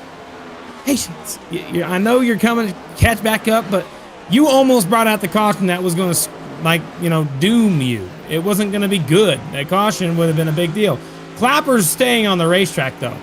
He did not come back down pit road. He's staying slow on the racetrack. He just finally came down pit road. He's now in his pit stall, getting tires, getting the damage fixed. That 67 most certainly is not happy about it at all. That was... I don't know if I like that one either. I'll be honest with you. That was an interesting move. Yeah, I think the number 97 going for something that was very much so unnecessary. But these drivers, they'll see the red mist, they'll go for some moves that they'll probably regret and apologize later on in the week. We are getting to crunch time, though, in this stage. At 25 laps left to go in the stage should be a bit more precise, and still waiting for those drivers running P1 and P2 to make that call to come into the pits. Ralph Hutchinson would be able to inherit the race lead. He's got a move done on Jonathan Delaney, and it looks like they haven't lost too much time to the 12 or the 21 of Hudson and Gitter, respectively, as they're a little bit farther back. But as it stands right now, it's looking good for Hutchinson. His car has really come alive in this second stage. He would probably, though, want to have a bigger gap with himself and Delaney. It's about 2/10, 3/10 between those cars as Hall coming in from second. Yeah, I mean, I'll be honest with you. These guys, I don't know if I like what's happening right now. I mean, Gossett, he's out there still. And he's got a long way to go to be able to get to the end of his fuel run. I think maybe about 5-10 more laps, a little bit. But we're on lap 162. So if he does pit, and there's a chance he might lose a lap if he continues this without a caution.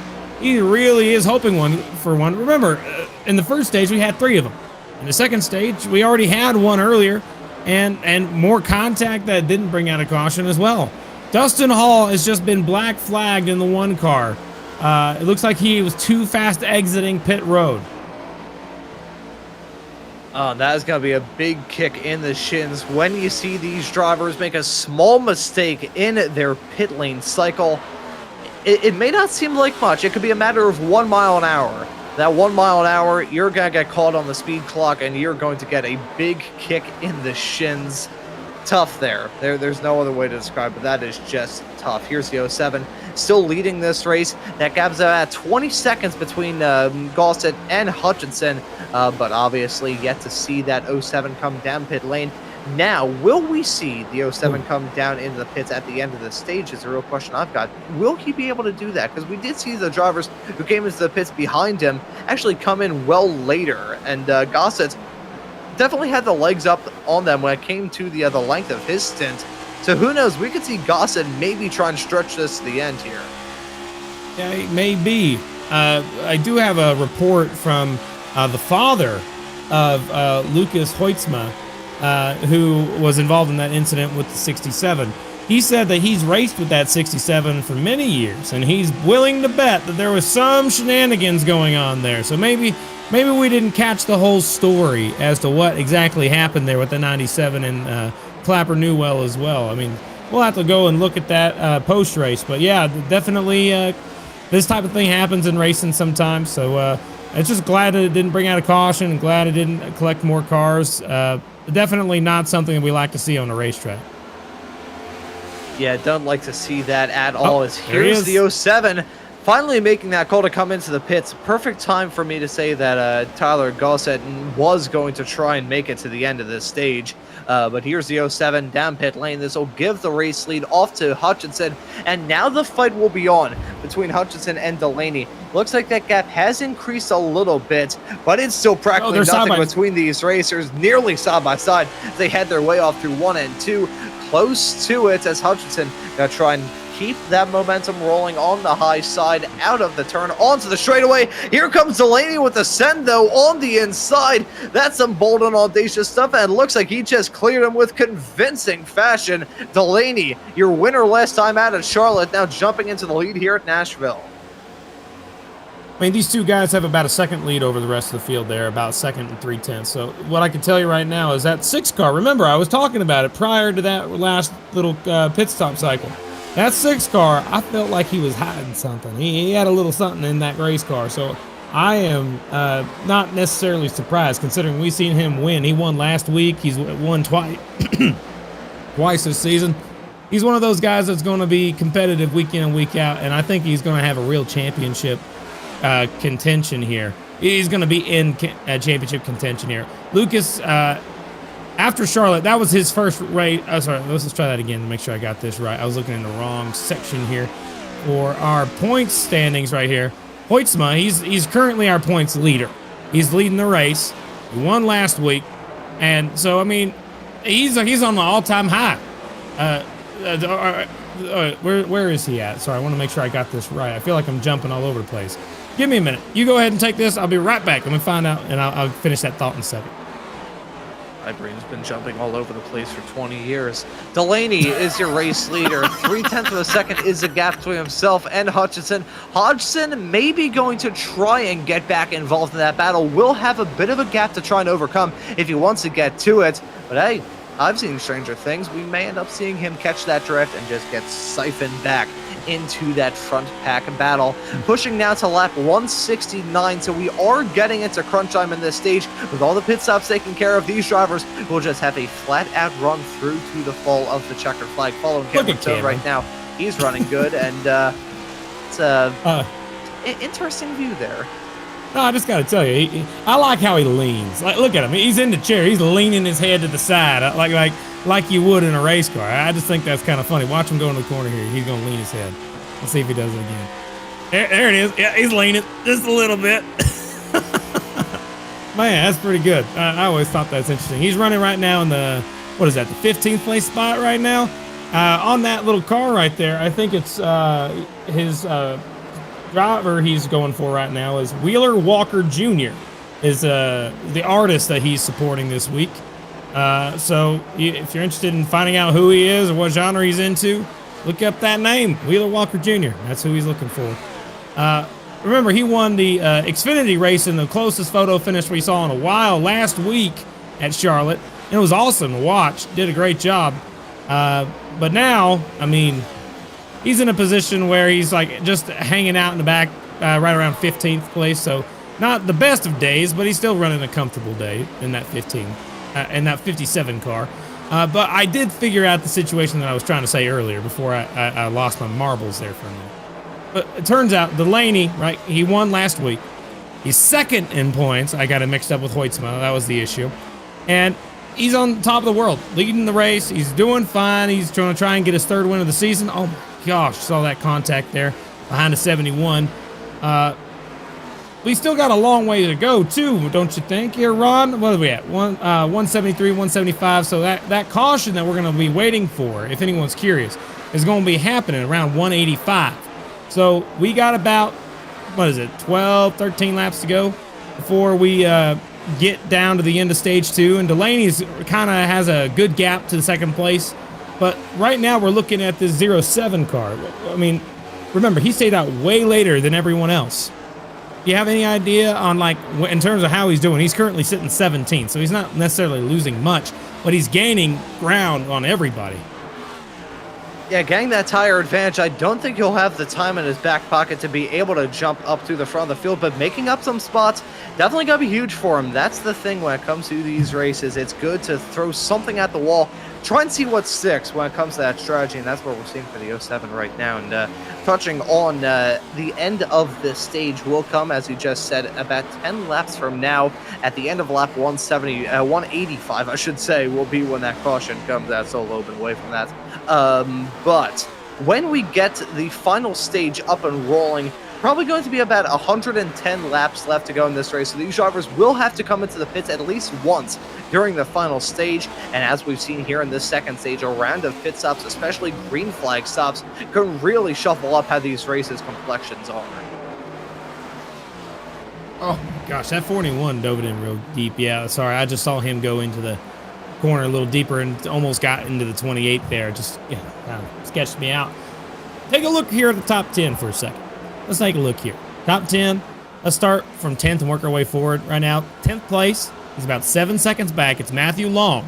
He's right there on that screen. That 28 car's had a good run all day. He's been running about mid-pack for most of the run until he had that strategy where he flipped the stage.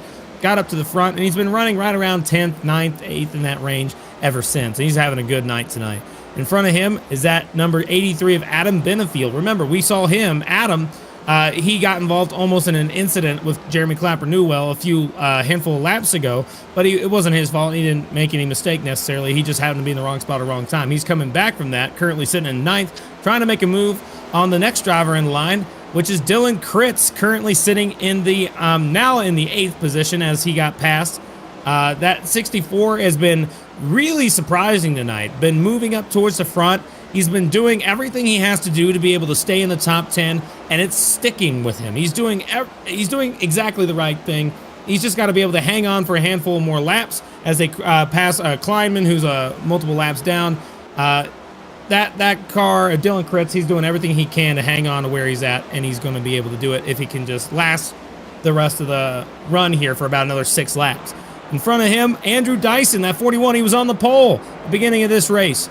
41 car, he is a driver right now that just, battle for second place. We're going to take a look at that. We'll get back to the top 10 rundown here in a second.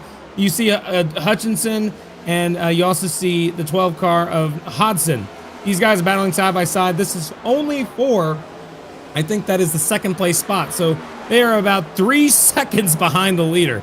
Long way from the leader. So this is Delaney's race to lose in his case. But these guys are really just battling for second place. It's really just a tooth and nail battle for P2 between Hodgson and Miller. They're battling hard as they head their way off side by side through turn number 4.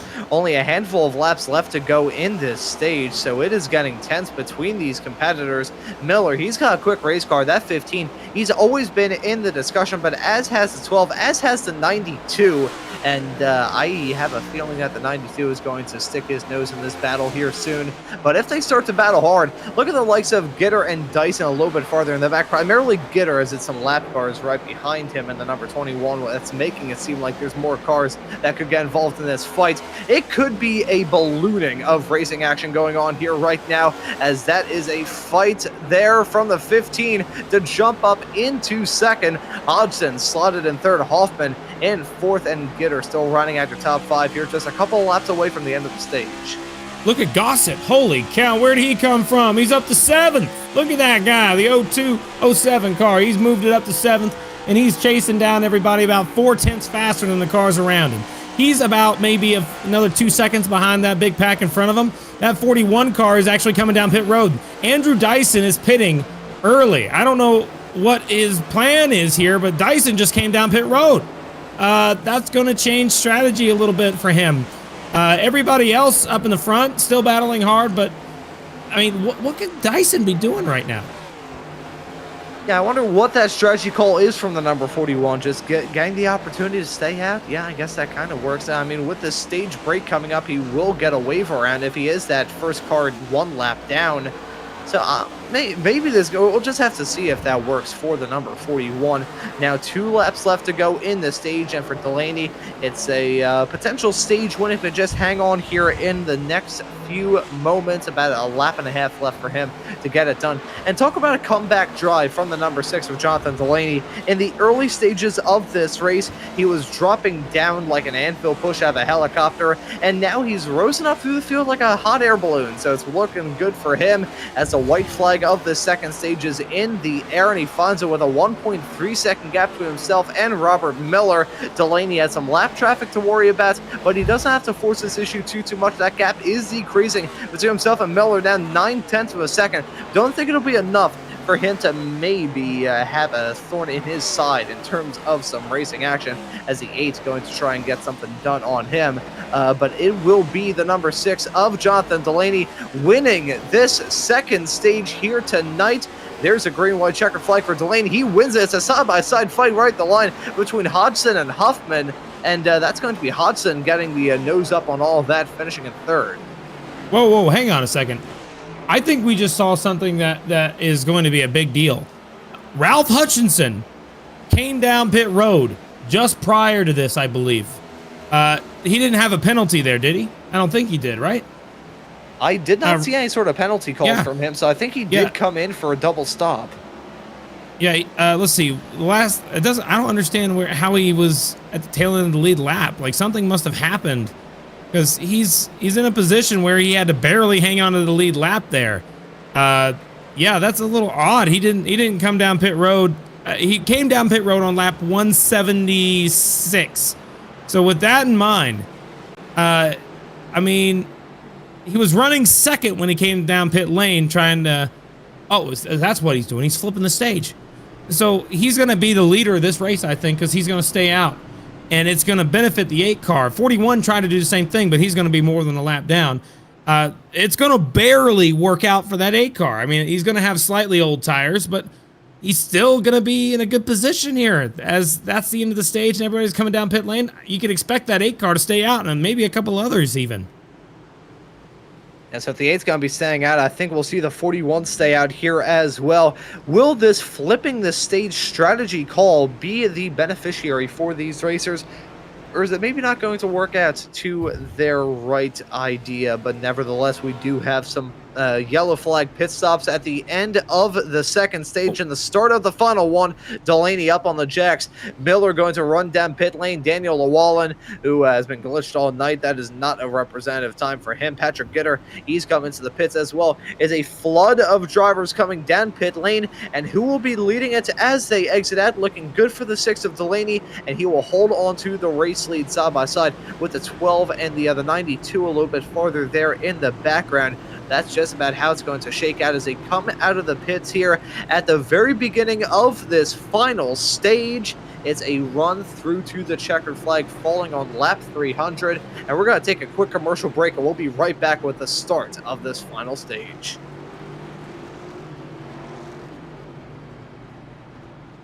When you want to be the best, you can't settle for the rest. For anything on iRacing, there's just one name you need, Maconi. With the launch of Maconi Entertainment and Maconi Competizone alongside Maconi Setup Shop, we now provide the best of the best in setups, paint schemes, coaching, broadcasting, and event organization. With cars across all 4 license classes, we have what you need to hit the track with confidence.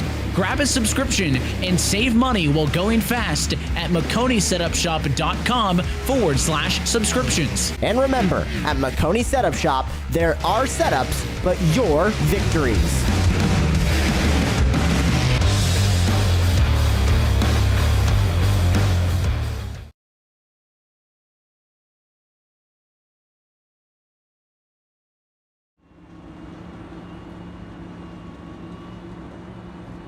Back again here on Maconi Entertainment for tonight's coverage of the FLCC race at Nashville this evening. 300 laps of racing tonight, and we have got only 112 left to go. We've had an interesting breakout of drivers coming into the pits, and 2 of them that were leading towards the end of that stage, Jonathan Delaney and the 8 of Ralph Hutchinson, splitting their calls. Delaney stayed out to the end of that stage. Ralph Hutchinson came into the pits for a second stop, and for a driver who's yet to punch his way into those playoffs, I think that could be part of the reason why he's trying to throw something at the wall and maybe think about winning this race. Screw the stage points. He wants to be there for the race win. Certainly has the speed to do it. Let's see if he will be able to cut his way through the field. He's going to be restarting all the way down in 23rd, but it's going to be Delaney and Miller at the front of this field as we get back to racing for the final stage here tonight at Nashville. The green flag is out. The driver's back on their way. Hodgson getting off to a flyer on that inside line. Miller not getting off to a good restart. Delaney jumping out into a good race lead as they head their way through 1 and 2.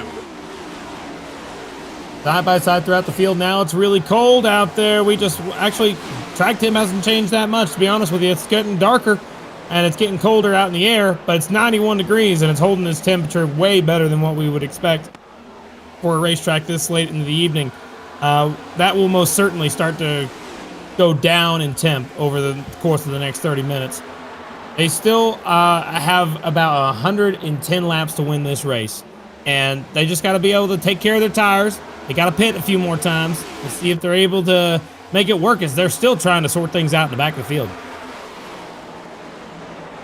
It looks like there's still side-by-side racing going on a lot throughout this field. These drivers looking to start off the final stage as best as they possibly can. 110 laps left to go, and they're 3 wide. A little bit farther in the back, there is that fight, and you can see in the nucleus of all of that, it's the 8 of Ralph Hutchinson. He's looking to get some moves done, wants to get off to a good start here in the final stage and set himself up to make a charge up to the front of the field. Got slightly older tires than these drivers. I'm curious here, DJ, if we can pull up the weather graphic, how the track temperatures are looking here at the present moment. We've been keeping tabs on it.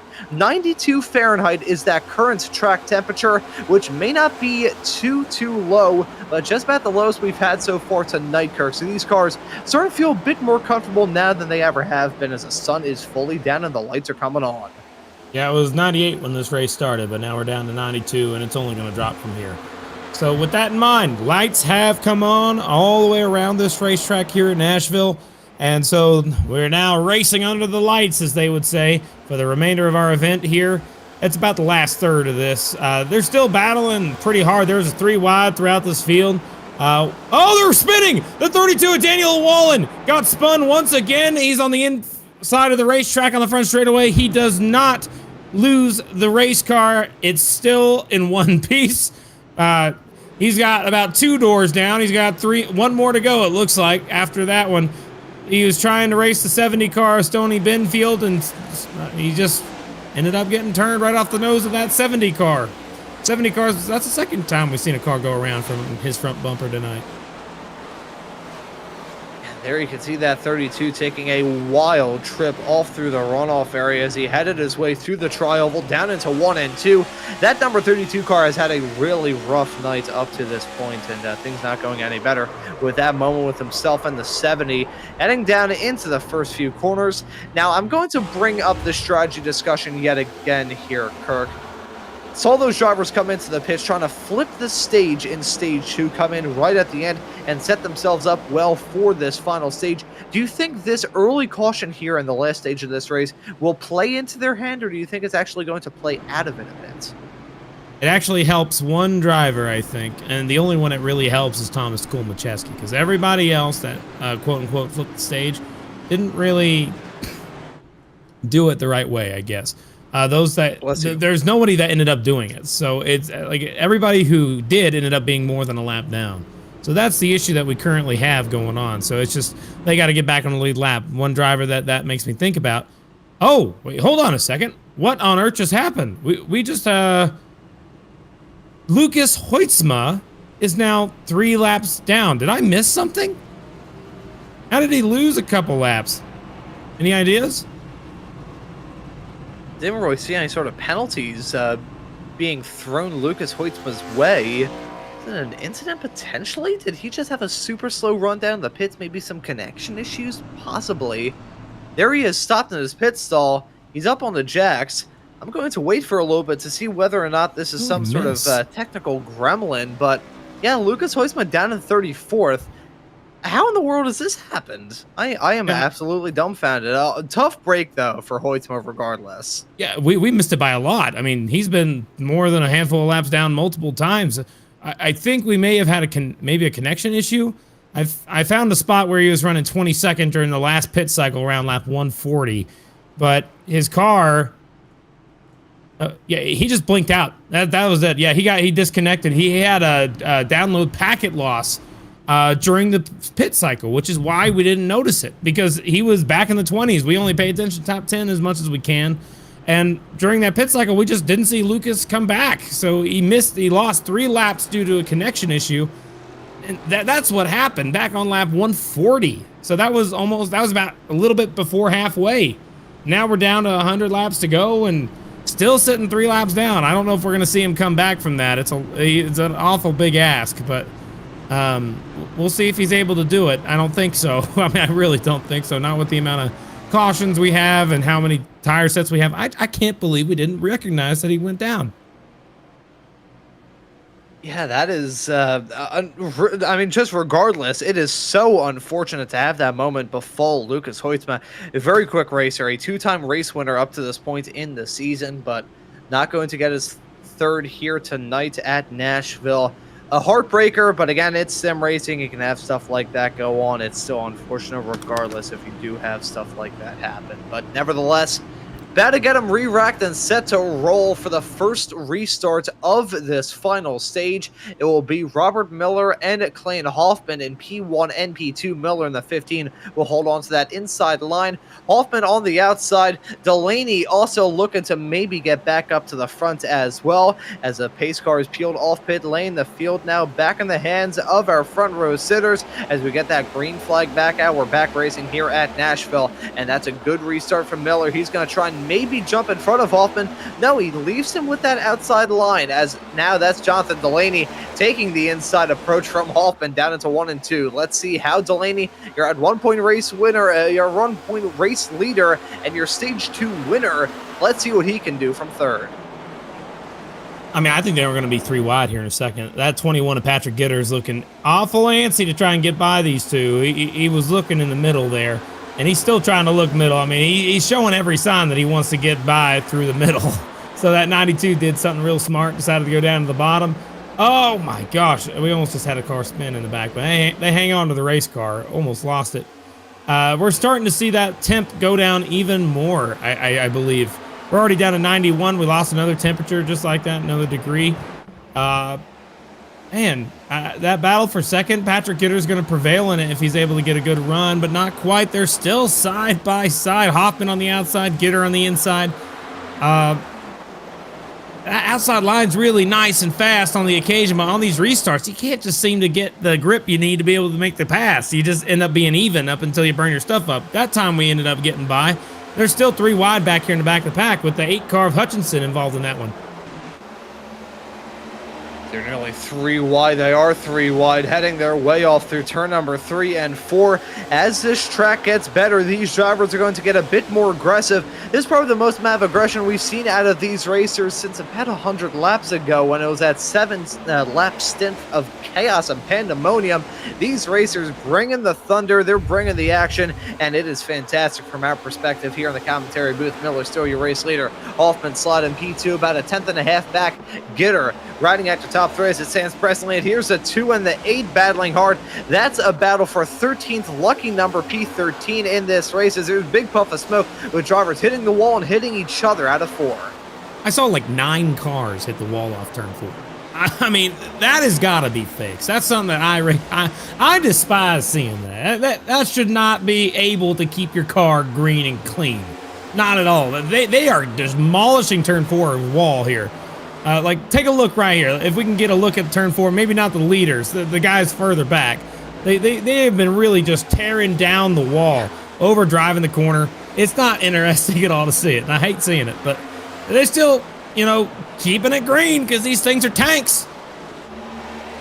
Well, I'll tell you what, I'm going to be completely honest with you here, Kirk, when it comes to what iRacing does with some of its physics, especially with those cars hitting the wall.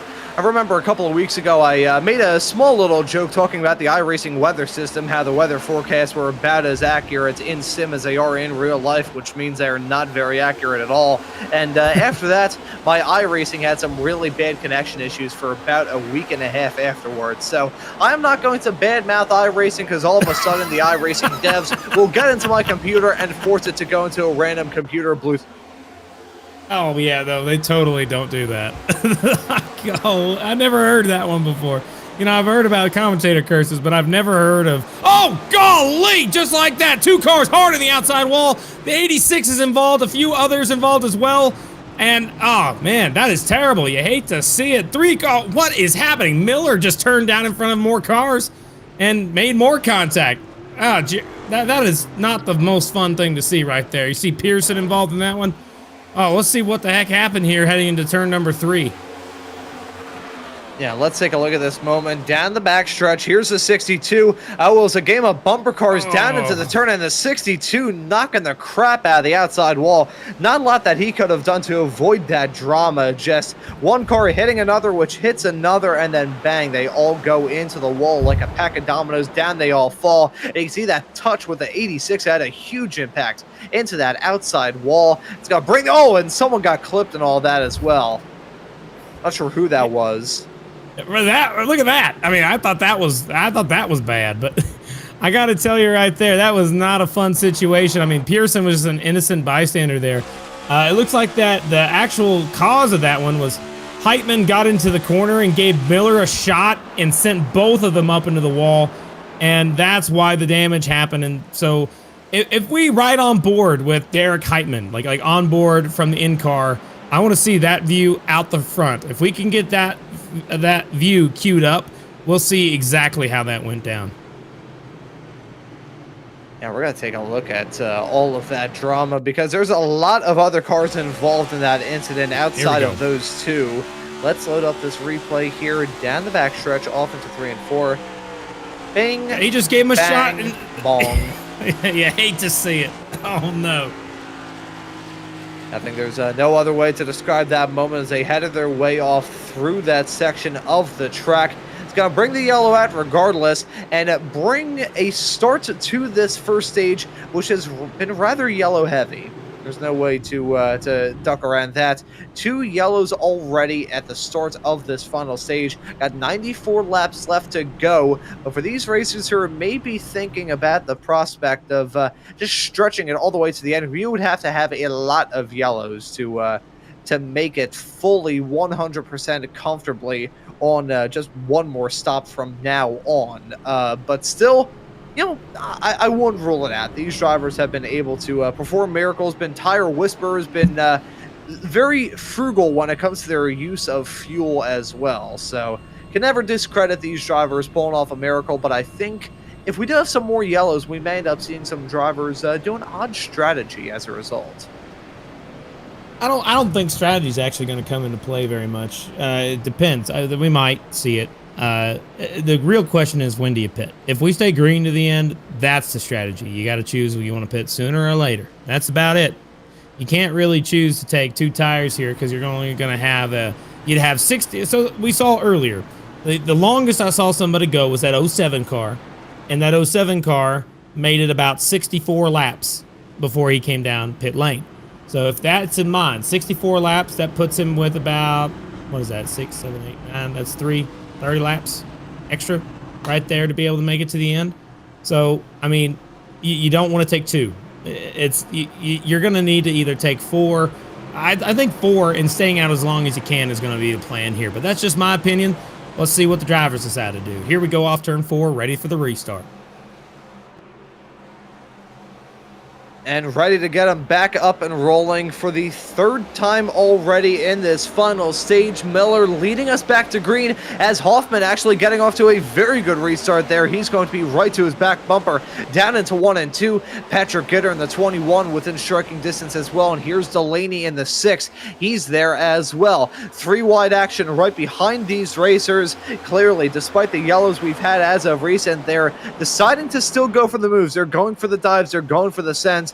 They're getting racy at this point of the race, and hey, we're getting towards the end. If there's any time to do it, it would certainly be now. But Miller is still your race leader. Is the 7 and the 12. That's Murray and Hodgson. They battle off for the final spot in the top 10. I'm not seeing that much intensity quite yet. I mean, they're just trying to, get as much as they can on these restarts. That's normal. But nobody's really making quote-unquote erratic moves or anything like that. I do see some cars trying out that 3rd lane up there. I think that might be a Hutchinson again. Yeah, it most certainly is. He had a lot of speed early in this race, but as we've headed into the night, he just can't seem to get the track position back. As we still have drivers battling for 3rd right here. That's something to look at. Remember, Matthew Long, he was running just at the tail end of the top 10 prior to the end of the last stage. Now he's hanging on to the tail end of the top 5. Just like that, moving up through the field. And that's something we like to watch and something we like to see. Man, I don't know what Ralphs can do here to get up towards the front, but he's going to have to do a strategy that nobody else wants to do. So we'll see if it works out for him. You got to do something different to get back up towards the front. Delaney there, the 28 along. These guys can now really, they have their own choice. Do you want to go with everybody or not? And you're still going to have a decent day as long as we stay green. Yeah, try and go with a strategy that no one else is going to do is, oh man, that's 3 wide action. That's not going to work at all with a with the 57 on the inside. They got through it clean. Not entirely sure if even they know how they managed to get away with that one. That could have ended in an absolute pure unbridled disaster, but they kept it out of the wall. They kept it out of each other, and I don't think they're going to have a repeat of that, at least not for a little while. That was a tense moment. Still some three wide action down the backstretch into turn number three, I should say.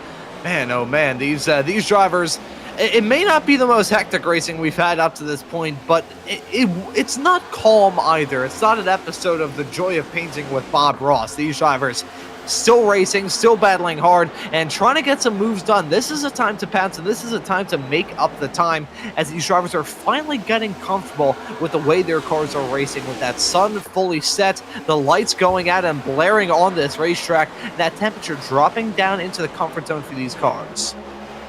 You know, I gotta say, I heard you say a word, and I don't know if I've ever heard this used in any other format other than here. Unbridled.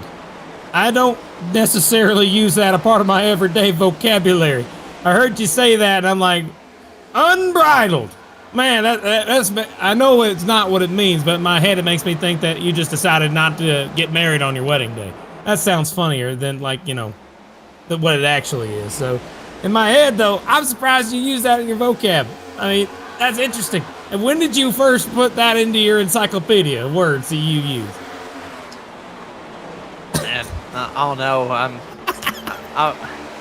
My brain is an odd place. I'm an organ donor. Maybe someone will study it one day. If anyone remembers that comment from Ross Chastain in the press conference he did after the wall ride at Martinsville in 2022, you win 1 million jelly beans for getting that reference. Here's a 28. He's looking to get some moves done long. We haven't seen him up towards the front in quite some time, but he's here, and he's trying to get something to work to jump up into the podium spots on the outside of Hoffman, down into 1 and 2, and it looks like he won't be able to get that move done on entry, as a 12 of Hodgson also there to maybe get something to work. Delaney, I should say, not really as impressive as I would have in mind, but again, this is the short run. Certainly showed some pace in the long run, but here in the short run, these restarts is dropping back a little bit. Still inside the top 10, but 6th is not the ideal spot for the number 6 car.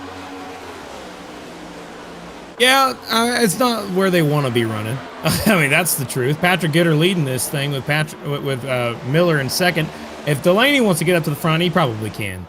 Everybody is, you see how, like, in the past restarts, we saw maybe one guy who chose to hit the gas and get gone. They could do it. They can go, like, you know, seconds ahead of the rest of the field because they're saving. No one has chose to do that yet. These guys are still saving. We got 84 to go. And we still have folks saving tires, saving gas. You got a long way to make this work. 64 laps is about what we saw the longest last run. So we'll see if anybody can go longer. But you're absolutely right, my man. Man, I still can't. By the way, I figured out something that's interesting to bring up here on this racetrack. Once you get up into those marbles on the top end of the racetrack, think about this. I saw a couple cars go up there earlier in the run. In the back of the field, that 98, for example, he went up in the marbles a couple times. Once you get up there, man, that makes that car just so slick. Oh, Delaney just got turned. Hutchinson's involved. Oh, the no. 88, more drivers piling into that. Those are some of the best drivers we had in this race.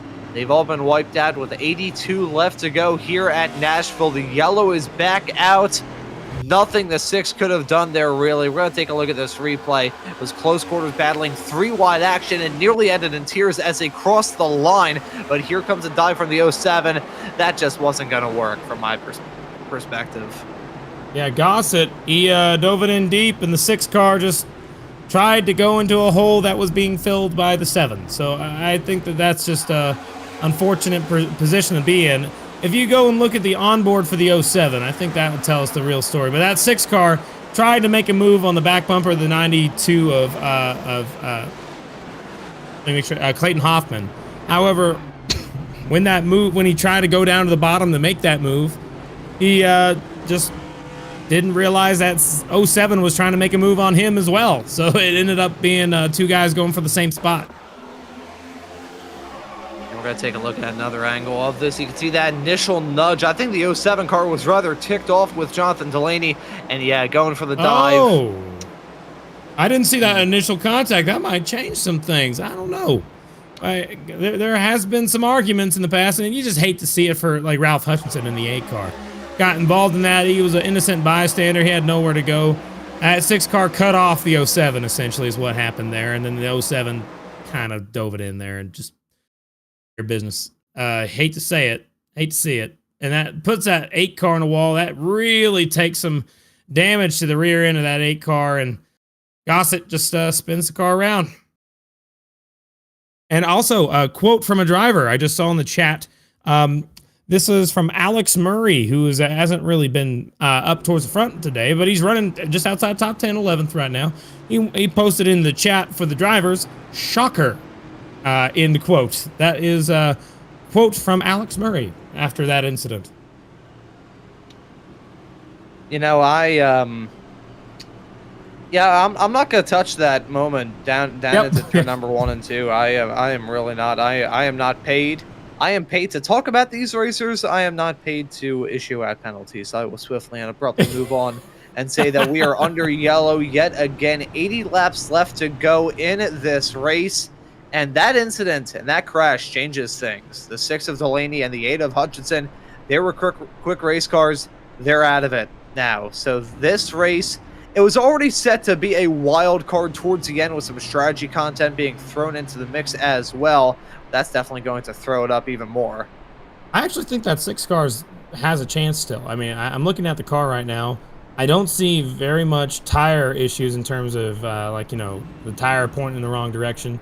What I can see is that his wheel is somewhat straight, it looks like. I think it's pretty straight.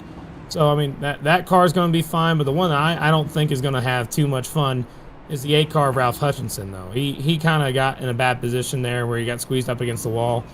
His rear tires are kind of pointing in a different direction than when they were supposed to, and it also looks like that his wheel is slightly to the right, very slightly.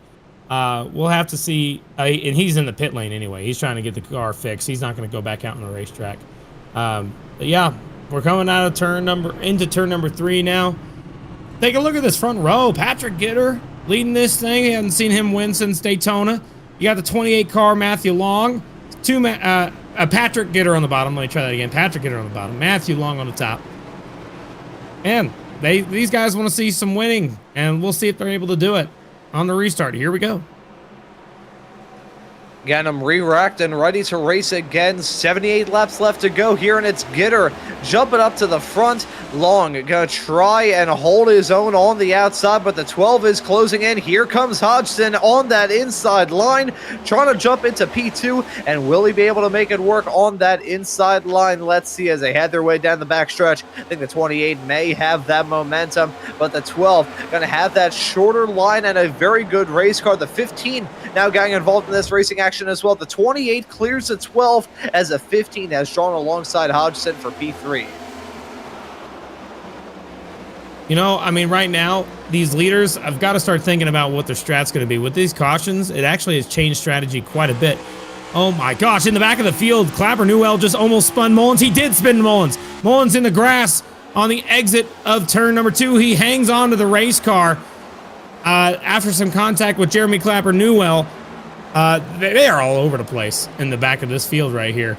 Let's take a look at this again. Here we go. He was in the grass a second ago. So here he is. This is the 67 is Clapper Newell right in front. We're looking at him right now.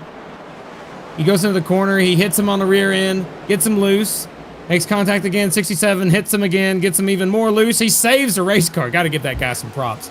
Great job hanging on to the car. You know, considering that save, I don't even think the landscaping crew here at Nashville Super Speedway will be upset with him. That was very well held for him. He keeps it going in a straight line, losing out on some time for sure, but that could have been so much worse as we jump back to the front of the field and find the 4 of Matt DiCiani really starting to squabble up inside that top 5. He's running right in front of Clayton Hoffman, who's only a couple of spots behind Nolan Hodgson. Hodgson dropping back. He tried to get him moved on to jump into second, and now now he's dropped back a teeny tiny bit, and looks like we may see the 4 of DeCiani get a move done on him here soon. It's side-by-side racing. On the high side is Heitman, on that inside line is Hoffman, and they're going to be battling close, heading off through the tri-oval, as at the front of the field, that's a 15, the 28 battling hard. Miller now trying to make something work to jump into P2. That's Long on the high side, trying to hold his own, scraping the wall a teeny tiny bit, but he was able to clear him out of the turn. Patrick Gitter, though, at the front of this field, has not been able to shake off any of these racers. So if anyone's feeling the pressure, it's probably the 21. That's absolutely right. I mean, he's got the whole field right on his tail. I mean, he's got to try his best to hang on to the car. And what I can tell you is that we are learning that he is clutching whenever he was under caution. So my guess is trying to save a little bit of gas for that 21. Maybe he's trying to make it, push it long and see if he can make it the whole run. Leading this thing, that's actually not a bad idea. But you still have these guys that are right behind him. Let's look at lap times for a second, right? Last time by when they crossed the stripe, if we could look at the lap times, you'll see that the leader right here, Patrick Gitter, he's going to cross the stripe, and he ran a 30 flat, right? Remember, fast laps for these guys is around a 29.7, and you really have to push the car to hit a 29.7. So they've been out there racing since they last pitted for about, what has that been, like maybe 7 laps, 8 laps? So they're still, I mean, I think that they're not really necessarily saving as much as they can. I think they're really actually pushing in the front group here. I don't think that we're going to start seeing anybody saving until you get about back way further in the field.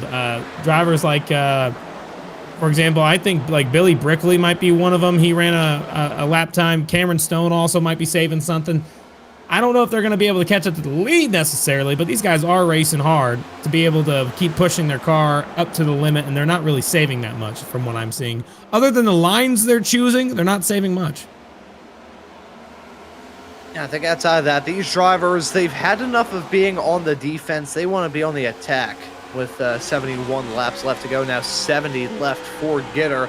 We'll have to worry about the pit stops as well. That will change this race for yet another time. If we do have some more yellows, which, based off the fact this is the cleanest restart that we've had thus far here in the final stage, I think we may be on track for a long green flag run. Let's just wait and see. For now, though, Long looking to get a run of his own to get a move done on Gitter. He was looking for something to work around the outside off through 3 and 4, but wasn't able to make it work. He's quick, though, a little bit quicker than Gitter last time by on the line, but as it stands presently, that 28 car has some speed. He's also got the pressure from behind from the likes of Miller, who, talking about some speed, he's got a quick race car, currently holds on to the fast lap of this race thus far. Long, he may be feeling the pressure and the motivation to get a move done. Get something to work on Gitter before Miller jumps in front of you. Absolutely. You know, that car, Long, he's not even in the top 20 in points right now. So if he wins today, if he's able to get by and win this race, he'll jump straight into the playoffs, just like that. That 28 car is going to do everything they can to try and make it into the playoffs. Matthew Long there in 28. Same thing with the 15, Robert Miller. Robert Miller has yet to win yet this season. He's running in 3rd right now. Nolan Hodson, we've seen him win a couple times already this week. He was the first 2-time winner of the whole season. And then after that, we had multiple 2-time winners come in right after him. Derek Heitman in the 76, he has yet to win as well. Heitman is currently sitting in 14th in points. He's gonna need a lot to be able to try and get a win out of this. He just made a move on the 12 car, and he just got by him. So Heitman moves up a spot to the back bumper, the 15 now. Just cracked the top 5. But not everybody in the top 5 has had wins yet. Patrick Gitter did whenever he won at Daytona. We know Robert Miller is searching for his, but we know Nolan and Patrick are essentially the only 2 that I'm seeing right now. Derek, Patrick, and Nolan are the only ones that have wins already under their belt. So everybody else trying to get their first win of the year.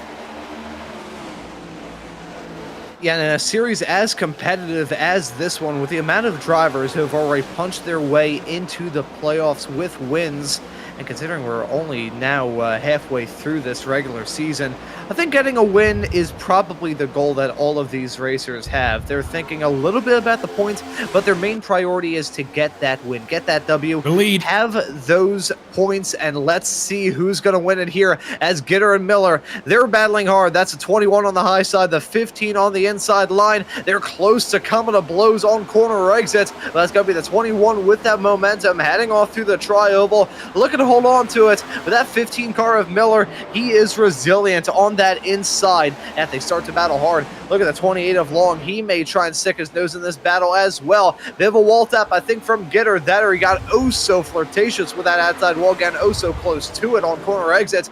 Miller, he's still there, but not alongside like he was one lap ago. I think at this point, Miller, what he's doing, he's dipping his toes into the pool. He's testing the temperature of that water, seeing what he can really get away with soon. No, it's exciting. You know, they're getting down to the end of this thing. We got 63 laps to go, and you can see the entirety of this front group here is just really scooted away. And that front six pack, and then they have a couple cars right behind the front six, DeCiani and Hoffman.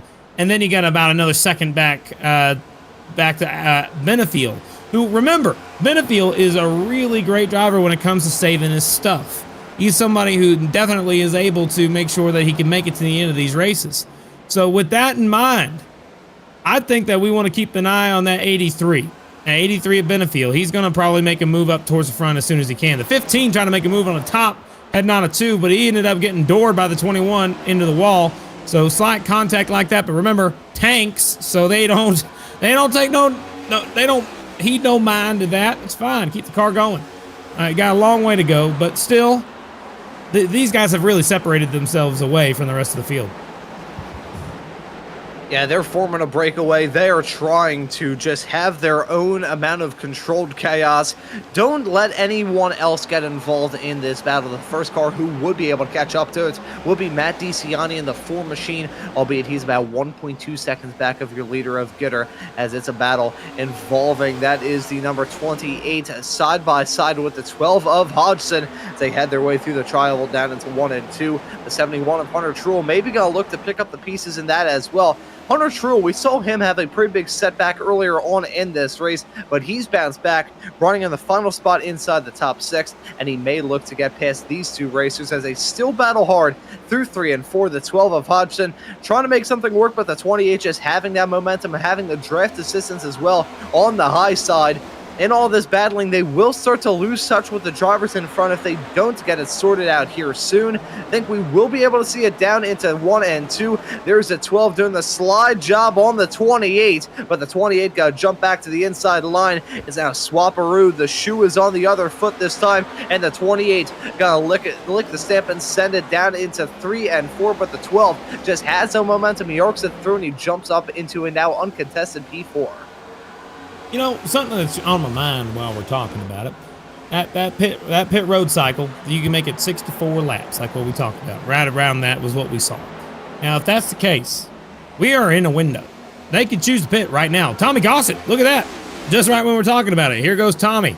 He was involved in that incident a handful of laps ago, but he's on pit road right now. I mean, that's probably his only move he has to try and win this race. He's going to have to hope for a miracle here. So, keeping that in mind, he's coming down pit lane. He's going to take tires and gas, and he can make it to the end of the race. We saw he made it 64, so might as well, try something. You're back in the back 20s. It's the only chance he got. Now, you're going to see that throughout the field. This is where the strategy comes in. You can pit anytime from now until, remember the last time they were on pit road, just to make sure we got that documented, it was around lap 220, 221 in that range. So 220, if they stayed out all the way here, you could probably make it to about 20 laps to go. So from now until about 20 to go, we're going to start seeing some cars, making pit stops, one-offs. It depends on when they choose to go. I think the leaders will choose to stay out as late as possible, as the rest of the field chooses to pit early, trying to, make up time or just get a lucky caution at the right time, or, change it up. You can't do the same thing the leaders are doing. You don't win if you do. So you gotta change things up. It's Billy Brickley here in the 44 car. just made a got up out of the groove out to the outside. We're looking further back in the field. Not entirely sure what's going on here in the back of the field. These guys here that we're looking at, we're going to be the ones that are going to probably choose to come in sooner rather than later. And when that pit cycle starts, we're going to see who has been able to save up their stuff and set themselves up as well as possible for the end of this stage. It's all good, gang. At the end of the stage, at the end of this final stage, at the end of this race, who's going to be set up good? Who's going to be smelling like $1 million? Who's going to be smelling like a bucket of horse manure? Only time will tell as we get this final run through the pits set up here in the next few moments. That's a big scrape of the wall from a driver a little bit farther up the road. These cars, as much as they were driving a lot better than they did earlier on, as look at that, that's a power move from Truel on Hoffman down the back stretch into 3 and 4, and that's a move from Truel to jump his way up into 6th. But as much as these cars are driving a lot better now than they did in the earlier stages of this event, they still aren't driving perfect. They've got some old tires on their car, and right now, they are just trying to make it to the end of their stint. They're trying to make it to that pit stop, and then they can start to push it a little bit more. Doesn't mean they aren't going for some moves, as that's Hodgson and Heitman battling hard down into 3 and 4. Looks like that 12 car going to get that move done to jump his way up into 3rd. And in all of that, the front two breaking away a bit. 0.3 of a second, the gap between Gitter and Miller. And then from there, it's about 3.5 tenths from Miller to Hodgson. So as this race has gotten dicey and these drivers will be eyeballing their stops, I think this front pack has spread out a teeny tiny bit. Still very close as always, but it has slightly loosened. You know, I actually got to tell you, somebody got on my case about this a long time ago, and I just want to share it with you. Nolan Hodgson he told me the G was silent, so it's actually Hodgson,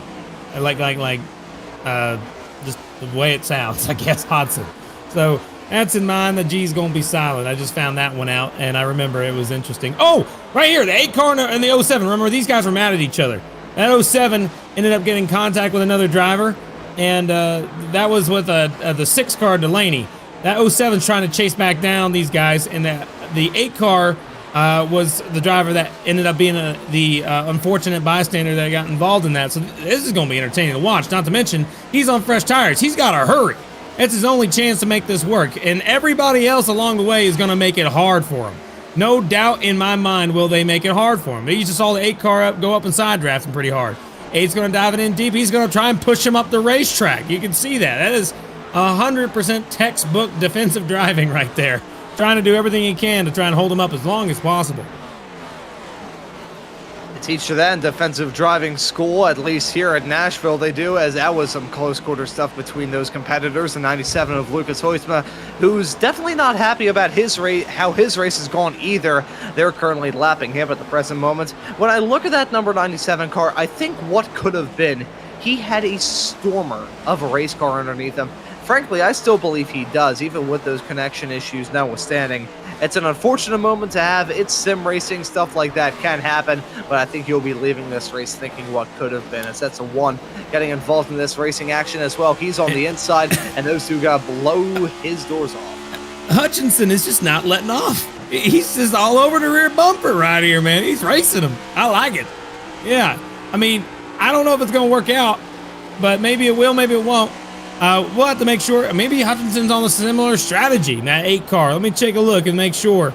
Because if that's the case, no, Hutchinson's 15 laps down, so 18 laps down. So he is not on the same strategy. He is nowhere in near competitiveness, but he's still trying to chase down the 07. Oh, as you can see, the 07 trying to switch to the inside. That's Delaney. Alrighty, here we go. Now we're going to get racy. Now we're going to get dicey. The 8 and the 6, who are both not very happy with the 07. Got to be right behind him. I think the 6 dropping down when it comes to the pace, and the 8 scraping the wall pretty big there coming out of turn 2. The 07. If you're him, I would not want to be wandering around the paddock after this racing. Can you necessarily blame me? That's This is NASCAR. We call it pit. We're down in the garage, man. Paddock? What? I'm sorry, man. Yeah, I know what you're saying, but still, it's a garage. That's what we call it here. But yeah, that 8 car, he is chasing him down. He's 15 laps down. I mean, the leaders are fine. They're still back. They're still like, separated, single file. Not much is happening up front, but this is something that is entertaining to look at right here. I don't know if he's going to be trying to do something fun or not, but he's definitely putting pressure on him. Yeah, he's applying that pressure as best as he can, and the 07 may be starting to crack as it's a wall scrape coming out of the final turn for the 07. You can just see staying there, just occupying his rear view mirror. It's like a cat playing with a mouse before he eats it. That's exactly what we're seeing here at the present moment. Ralph Hutchinson probably very displeased with the 07. The 07 with a bit of a target on his back, as Hodgson has come down pit lane, I believe, along with Heitman.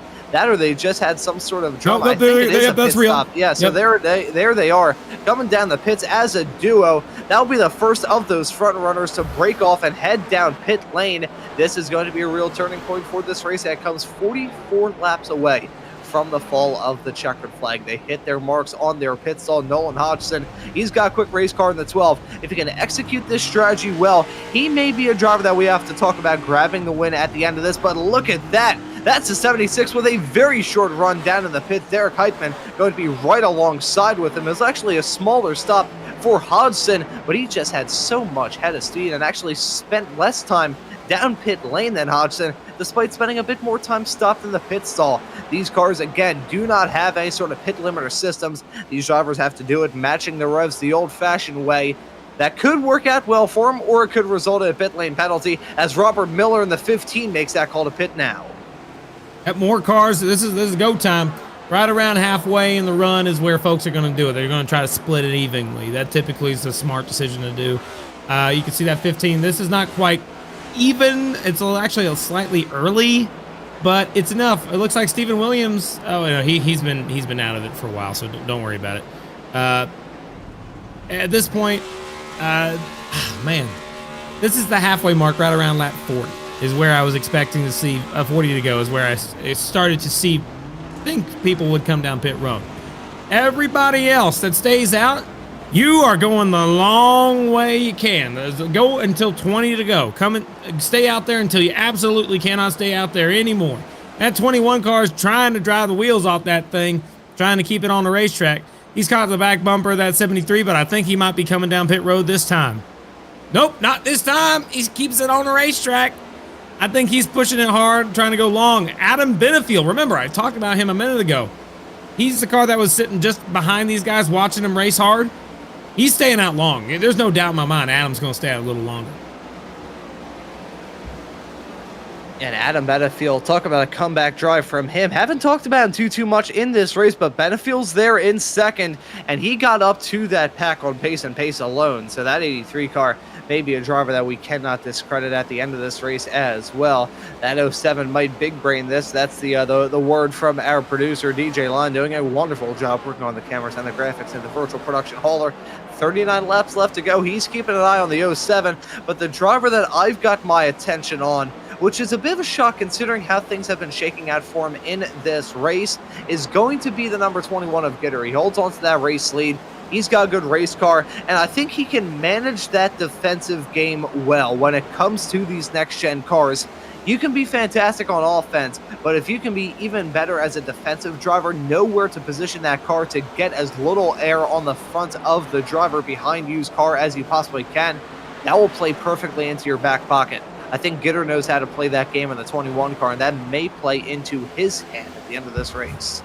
Man, he just wants to win a race so bad. He already won Daytona, but man, he wants to be able to prove, hey, I can win on. Well, technically, if he does win this, he still would have only won on super speedways because this is Nashville Super Speedway, which it's not the same. But man, that naming thing, I always thought that was not the smartest of choices to call this track a super speedway. It's most certainly just a speedway, but I'm sure that was already taken or something like that. I don't see anybody else coming down pit road anytime soon. That just means that these guys that came down, Nolan and Derek, I mean, they got to be,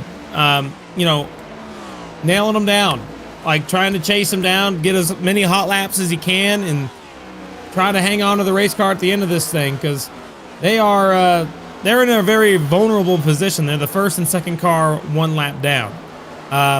And they are about a corner behind the leader. So if we put a dot where the 21 of Patrick Gitter is, I'll show you exactly how this is going to work. So we got these, Patrick Gitter is going to cross the line, and I'll tell you when that happens. And then we'll switch to Derek, and we'll see how big that gap actually is. Here we go. So that 21 hits the line now. Let's go back to Derek Heitman in the 76. And he crosses the line. He already passed the line. He's going to end up catching the leader very quickly, very soon.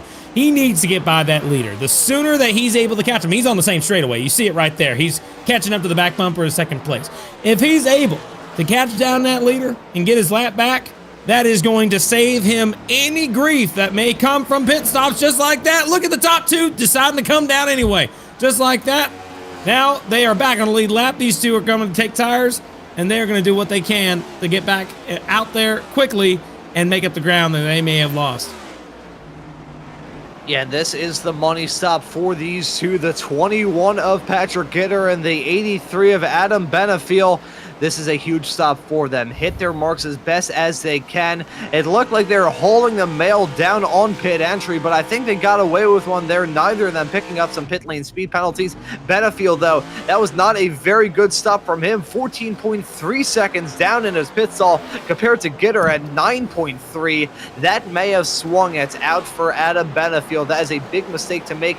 In all of that, though, he didn't spend a whole lot too longer down the pits. 40.8 seconds, though. That's a kick in the shins for the driver of the number 83 car.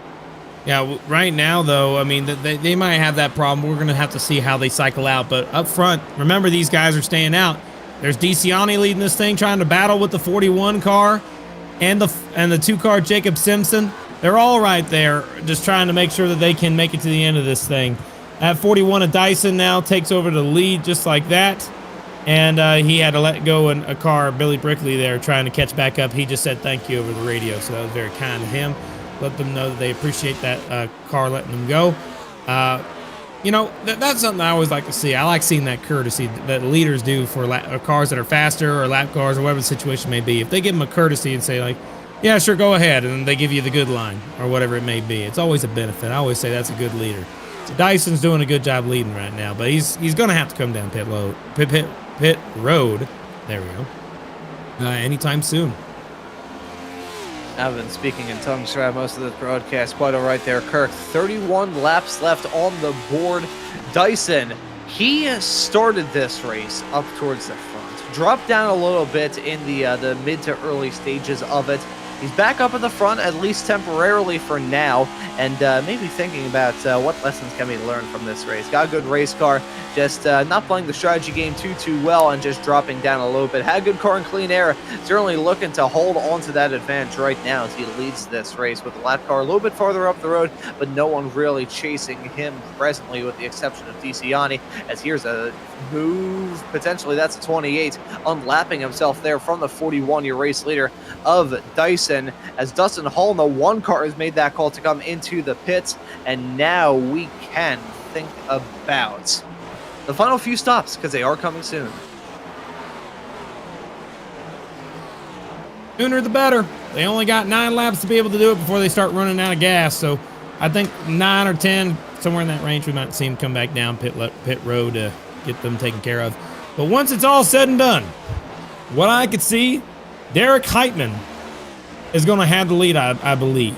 It looks like he's going to be the guy. He pitted, and he's currently running in 10th right now. But I think he's the first one out of all the guys up front that is currently leading by a bit. Robert Miller sitting behind him. Nolan Hodson's in 3rd, and they're all within spitting distance of each other. They're all within about maybe 2 seconds. Got to keep that in mind whenever the leaders come back down pit road and this all cycles through. Yeah, so let's see who's going to be in the catbird seat once we have all of those pit stops done, dusted, and taken care of. It will probably be the final 20 laps of this race when we get a good idea as to who's going to be at the front, who is going to be dicing for the win, and if we will have a titanic battle involving some of the best in this series, trying to get either their first win or far from their first win thus far this season. It's a tight championship fight here in this series. The most amount of wins a driver has scored up to this point is only 2. It was 4 drivers who grabbed 2 wins, the other 4 who have locked their way into the playoffs already, just sitting on 1 victory. So this series is incredibly close. So to be able to grab a checkered flag, if you're a driver on the outside looking in when it comes to the playoffs right now, that would be huge. But at the same time, for a driver who's one of them with 2 wins, or one of them with 1 win for that matter, just getting that gain, getting that benefit over your competitor, it can do a lot for morale, and it can do a lot when it comes to your point standing. Absolutely, it could. Now, before we continue on, I think it's something that's important for us. We need to get an eye on that 76 car. He's on the backstretch right now. We want to look at this situation we got, because once this stuff cycles through, that 41 is going to be out of the picture.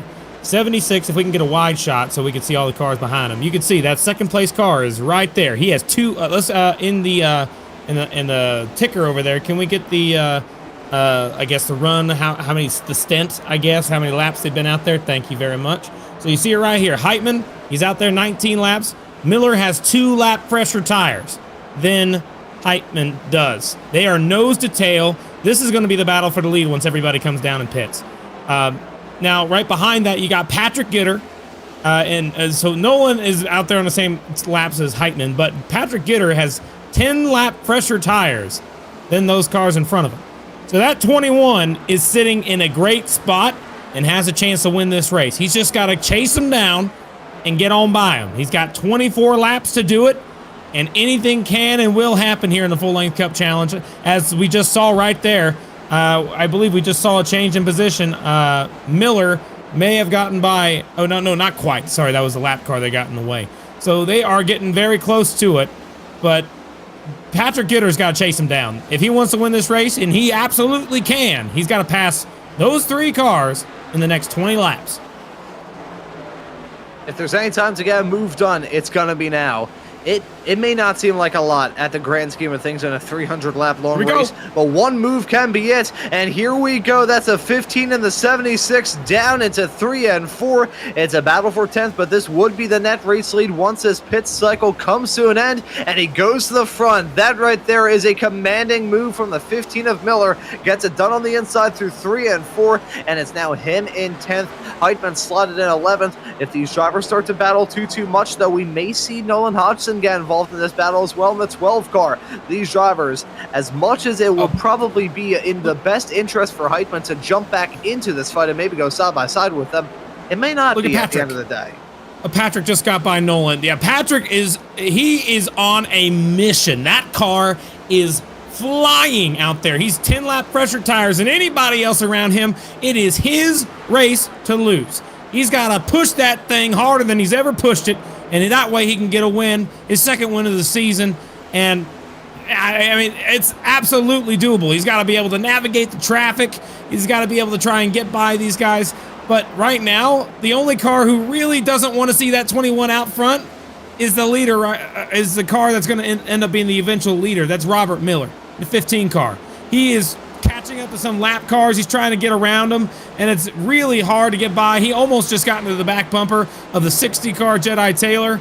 He ended up getting on by. As the battle for second rages on, Pat Gitter is going to pass him on. This is not quite second, but it will be the net second once this pit cycle ends. And when this pit cycle comes to a close, we will have the idea of who's going to be battling for the win and who's going to be battling for a very disappointing second. 19 laps left to go in this race. The number 41 of Dyson is still your race leader. He's yet to come into the pits, though. Let's see if he comes in this time by running that inside line through 3 and 4. Going to keep that momentum rolling. He will stay out yet again. DeCiani going to stay out too. O'Brien 15 will stay out as well as the 15. He just set the fast lap of the race, I believe, not terribly long ago. But he and Gitter, they're involved in a battle. Side by side. Gitter jumping up into P9 right now. There they are, side by side, heading their way off through the tri-oval right now. That's Gitter in the 21 and Miller in the 15. Miller Battle for the trying to win. make something work on the outside. This is a battle for the net race lead. And look at the lapped car involved in this as well. That's going to be a bit of a pick to the 15 and a big helper to he's the not 21. clear. Oh, man, that was Yeah. contact, huge contact. Heading down the backstretch, that's going to give the 15 the inside. Oh, how the tables have turned in this battle. The 21 looking to clear him. More drivers going to get involved in this. That's Lucas Hoytsma, who thought he was maybe going to have a chance to battle for the race win. Instead, he's going to have a battle to try and get one of his net laps back to get moved on a wall of these racers. But that was so close to disaster. But at the end of the day for Miller, his defense was a bit in vain as Gitters jumped up to the front. Just like that. That's a move for the win. I mean, that 21 car, he's got to hang on to the thing and try and just keep where he is. Don't make any mistakes because it's not necessarily over yet. Because we got to think about those cars that stayed out really late. Drivers like Adam Benefield. He's currently crossing the start-finish line right about now. Right? That's where Adam is. And the leader of the guy he's trying to chase down, Patrick Gitter, he's coming off turn 2. So he's going to have to do something absolutely phenomenal to make this work. But up in the front, there is a small, very small, but possible chance that these guys are saving gas. If they can make it to the end on gas alone, that would change everything. These guys battling in the back, that won't matter. They got to chase down the leader. And the leader right now, Dyson, he's got 4 seconds over second. And, man, we're still seeing Lucas Hoytsma get fast laps. He's going to take that away. He's had a rough day. He might get an extra point out of that, which would be a benefit for him. But Dyson, this is his race right now. I think he's not going to be able to make it on gas. I don't see that working. If it does, it would be phenomenal. It would be something way, way unprecedented. We're going to have 14 to go this time by. You can see this battle here with a 76 now. That's Derek Heitman again. Bouncing all over the place. There we go. 6 car. Delaney. He is in 6th place right now. These guys are all needing the pit still. The only one in this entire group that doesn't is Patrick Gitter. He's already pitted from 8th on back. These guys up front, saving gas. That's their only chance to win this race. They're going to do what they can to make it. I don't know if they're going to be able to do it. I love these fuel mileage finishes. We'll see if they're able to do it. Dyson leading this thing still by just almost 5 seconds. Holy cow. You know, last time that I said a driver was maybe going to try and do a different alternate strategy and just try and make it to the end, they came into the pits a matter of a couple of laps later. But because you said to Kirk, it may end up coming to pass for the number 41. And that leads me with the question, will anyone have the time and the opportunity to catch up to Dyson in that number 41 car? 13 laps left to go here at Nashville. That can go by in the blink of an eye with lap times in the lap times in the bracket that they are. That's not a lot of time left to go in this race. Dyson, he's going to try and run that thing out of gas. There's no point of him coming into the pits. Well, there would be a point if he knows that he won't be able to make it to the end. You can see him definitely taking liberties, using the apron, heading off through the tri-oval. That may not seem like too much, shaving off some distance off his lap time for sure, but also getting a bit more fuel into that race car and seeing if he can just stretch it and stretch it and stretch it and stretch it. Look at Gitter with a lot of speed trying to get some of these lap cars taken care of. That was him jumping his way up into P5, and he now has some more cars running in front. That's the number 71 that he's going to try and get dispatched of here soon. As actually, no, that's the 73, my apologies. But regardless, this is looking good for Gitter. But the one thing that his race is absolutely dependent on is what Dyson, DeCiani, O'Brien, and Delaney are going to do at the end of this race. I don't think Dyson's going to make it. I mean, the second place guy, DeCiani, has really slowed off the pace. I mean, he has been letting off early. I think he's turning off his car, saving gas. I think that 4 car might make it. Might. But if he does, it'll be only just, and I don't think he'll have the lead because he's currently 6 seconds back behind the leader. But Patrick Gitter's only 9. So 7 seconds now this time by. So 2 seconds is all he needs, and that's just a couple laps. Once Patrick Gitter's able to catch back up to the back bumper, which will be in the next few laps, it's only Dyson's that's left. Patrick Gitter's race to lose. You also have drivers that are trying to go through the traffic just the same, but I mean, Patrick is in a wonderful spot. He really is, and so we'll have to see if it works out for him. He's going to need a bit of a miracle with Andrew Dyson, because if Andrew makes it, that's a miracle. I have no idea if he's going to be able to do it, but he's doing everything he can. That he most definitely is, but when it comes to these races, there's only so much you can do. There's only so much that's in your hands. If the math just doesn't work out your way, you just need to swallow your pride at the end of it all. As look at that, Gitter getting to the back of the number 6 there, Jonathan Delaney, as he's going to get a move put on him down into turn number 1, and that will be Gitter jumping up into P2. So if Dyson makes that call to come into the pits, that will be it for him. But Dyson, Delaney's fighting back. Yeah, he is really fighting him at the present moment. So Delaney, he wants to have a say in this. He's not going to let that 21 blow by with not a second thought. This is going to be an intense fight between these two, and it may slow Gitter up a little bit. With 6 laps left to go, Dyson is pushing that car. That gap is still rather big at about 7 seconds. It has gone down a little bit over the past couple of moments, but Dyson, he may be pushing that car thinking that he can make it to the end, or maybe he knows that he can make it to the end, and he's just trying to push that car and be in a cruising lane all the way through to the fall of the checkered flag. Delaney holding off that challenge from Gitter as they head their way off into 3 and 4. Dyson staying out for one more lap. Now 5 laps left to go here at Nashville, and I'm starting to think if Dyson could actually make it to the end, as Gitter's still looking to get this move done on Delaney. Doing everything he can. Gitter finally got by Delaney. Delaney put on the jets whenever he got side by side with him, but don't think I don't know if that 6 is going to be able to stick around. What's his stint? What's his stint for the 6 car? Let's take a look at that for a second if we can on the leaderboard. We need to see that stint. There we go. Delaney's 75. Yeah, he's been out there forever. And Gitter is in the prime position to win. By the way, it was a phenomenal job for 75 laps on his tires. 76. I am stunned that they've made it this far. Dyson is still saving. He's got plenty of time to be able to make it. Oh, he just went on the radio. I think he either thanked a car for letting him go or something. I don't know. He went on the radio, so let's keep an eye on him. He's still pushing it. Holy cow. He might be going to the end of this thing. He's going to either run it out or he's going to win this dang thing. And you know, for the pole sitter to win it on fuel mileage, talk about a turn of events. In the early stages was up at the front, then dropped down, and now he's made his way back up to the front, and this would be a statement win. Talk about crunching the numbers and running the math and being there for the long haul. This would be a mighty result for him, and that gap between himself and Gitter, that's not going down enough to the point where Gitter would be able to catch him on the road. You have to hope for 2 things. Either Dyson come in for a stop in the next 2 laps, or a yellow to come out in about 1.3 miles time. Delaney, though, he's slotted in 3rd. He's let Gitter get out. Gitter, he's running a no man's land, and Dyson is not getting closer, although that gap is decreasing a little bit, just decreased by about 0.4 of a second as they head their way off through 1 and 2. If Dyson doesn't come in this time by, he's in for the long haul. He's going to be taking the white flag this time by, and he's slowing, heading off through there, still looking good, still looking up the pace, still looking fine. Dyson, look at that. He's calm, cool, and collected. He's all right, pumping his fist. He knew he could make it. Yeah, I think he's got the confidence. He thinks that he can make it to the end of this race, and if he can, it will be the strategy call of a lifetime for the driver of the number 41 car. He started this race up at the front. He dropped down. He disappeared from our view for quite some time. We were thinking, okay, who's going to win instead of him? He's not going to be defeated by his rivals as he comes out of the final corner. Andrew Dyson going to pull off the fuel game here at Nashville to take the checkered flag.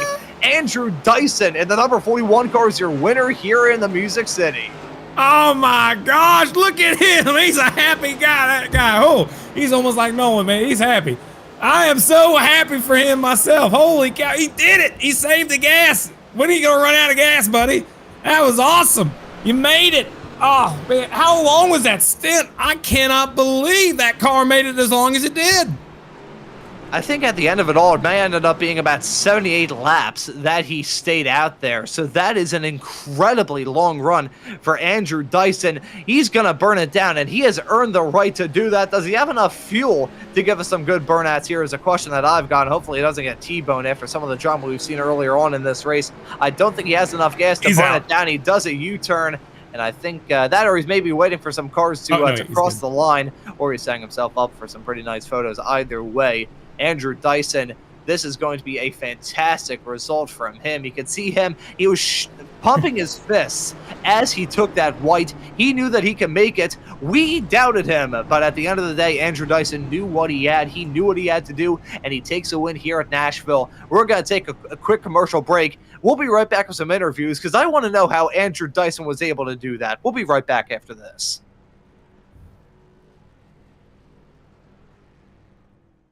Racing isn't easy, but experiencing it is. iRacing puts you in the driver's seat with the industry's leading sim racing game. Drive on laser scan replicas of the greatest racing circuits from around the world. Go head-to-head against other drivers chosen by skill-based matchmaking to ensure competitive racing at every level. Compete across all your favorite series. In officially licensed cars, engineered to deliver the most accurate driving experience possible.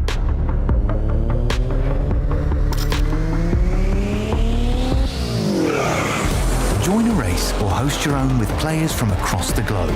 Race against the computer or in a league with friends. Feel the thrill behind the wheel. Visit iRacing.com.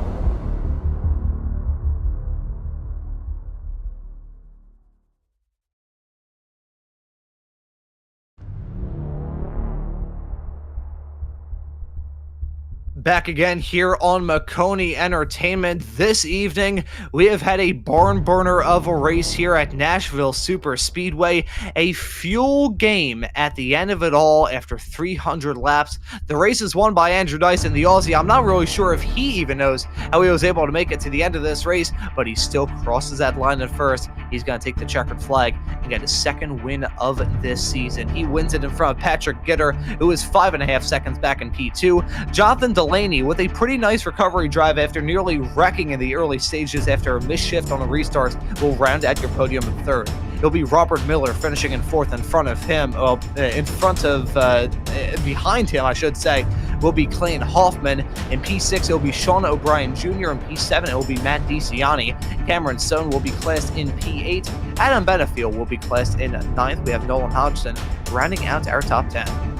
Finishing in 11th will be Derek Heidman, followed by Dylan Kritz, Alex Murray, Matthew Long, Jacob Simpson getting a top 15, Hunter Truell, Jason S. Taylor, Billy Brickley, William Owens, and Tommy Gossett rounds out your top 20. As we look through the rest of the field, Tanner Marty finishes in 21st, Alex Printon in 22nd, Richard Kleinman will finish in P23, Cliff Mullins is classed in 24th, Thomas Kolmacheski finishes in 25th in front of Daniel Llewellyn in 26th, Lucas Hoytsma with a rather disappointing result for him. He was probably thinking for a little bit more out of this race, but he still is classed in P27 at the end of it all. Dustin Hall will finish right behind him in 28th, Stoney Benfield will be classed in 29th with Corey Cook running out of top 30. They're finishing in 31st, Neil Pearson, followed by Jeremy Clapper Newell, Ralph Hutchinson, Evan Mesnard, Stephen Williams, Jeremy Miller, Victor Pfluger, Gregory Robinson, Ryan Strunk, Larry McDonald, followed by Devin Medeiros and Brandon Hastings, not finishing out the race here tonight. That rounds out all of our finishers, and I'm going to hand it over to Ron here for this part. Yeah, we got some drivers looking to have a chat with us. I think we're going to start from the ground up and hear exactly what these drivers have to say after a really heart-pumping night of racing action. The first driver who I want to have a chat with was one who is on the comeback tour from start to finish. It is our P3 finisher, Jonathan Delaney, joining us now in the broadcast booth. Jonathan, welcome in and well done on the third place run here at Nashville tonight. It was a wild race from you, nearly ended up involved in some drama on an early restart, but you held on and you finished in third. Happy to talk us through this race at Nashville. Oh, yeah, man. Up and down race for sure. I kind of had a bad qualifying effort, so started kind of midfield. We were able to work our way up front, though. I got us some clean air towards the end of stage one. Then we cycled out. We were able to get the lead in stage two. Stage two, I think we had the fastest car in the field by far. Car drove really good. Drove good in clean air. Drove good in dirty air. I mean, it was a rocket. that last stage there, we just got ran over, and got some good bit of damage from it, and we were tasked with the idea of going 80.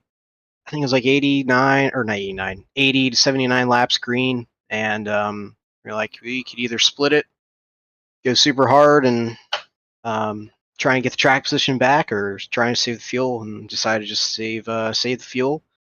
And I think ultimately it was definitely the best decision.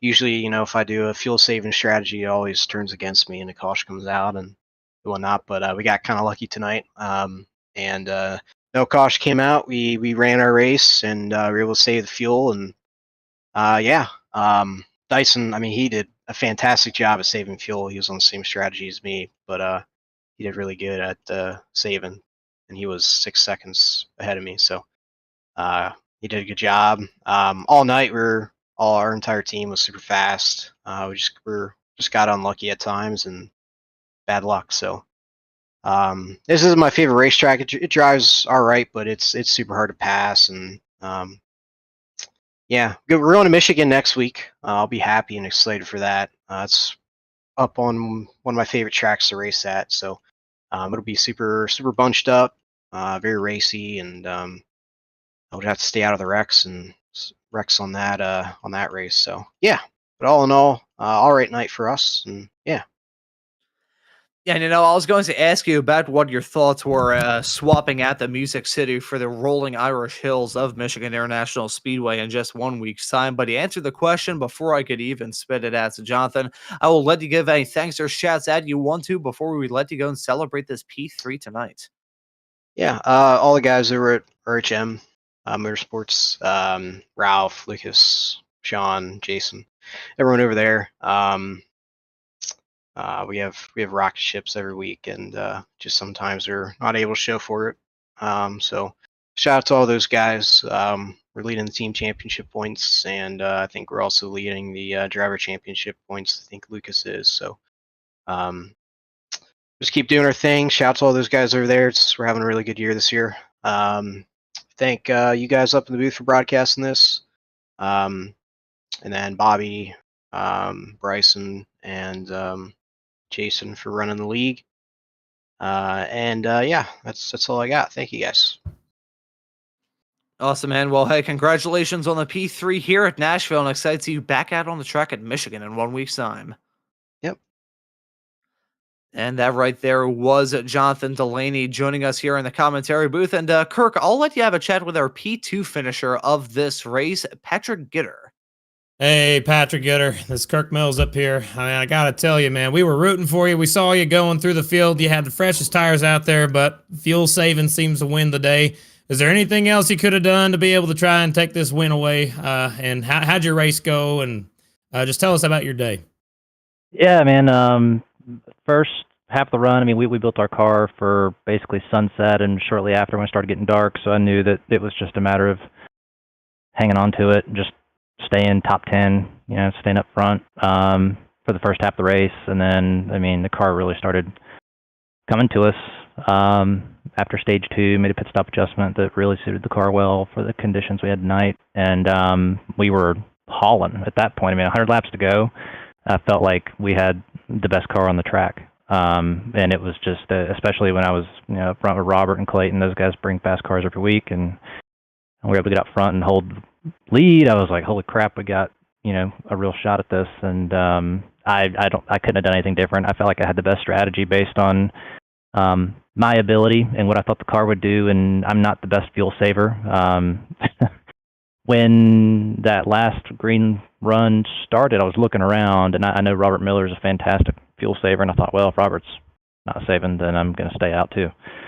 And then, lo and behold, Andrew Dyson was able to make it happen. So, I mean, kudos to him. That was incredibly impressive that he was able to stretch the fuel that far.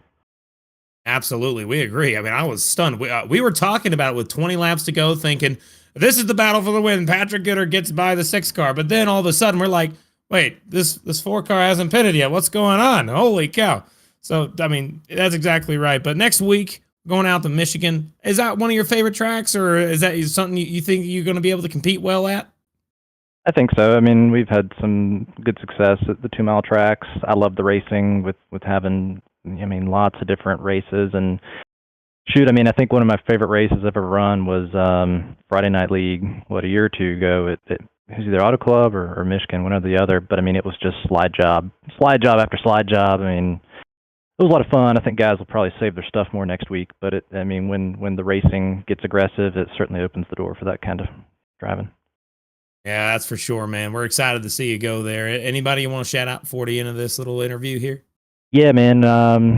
Matt DiCiani.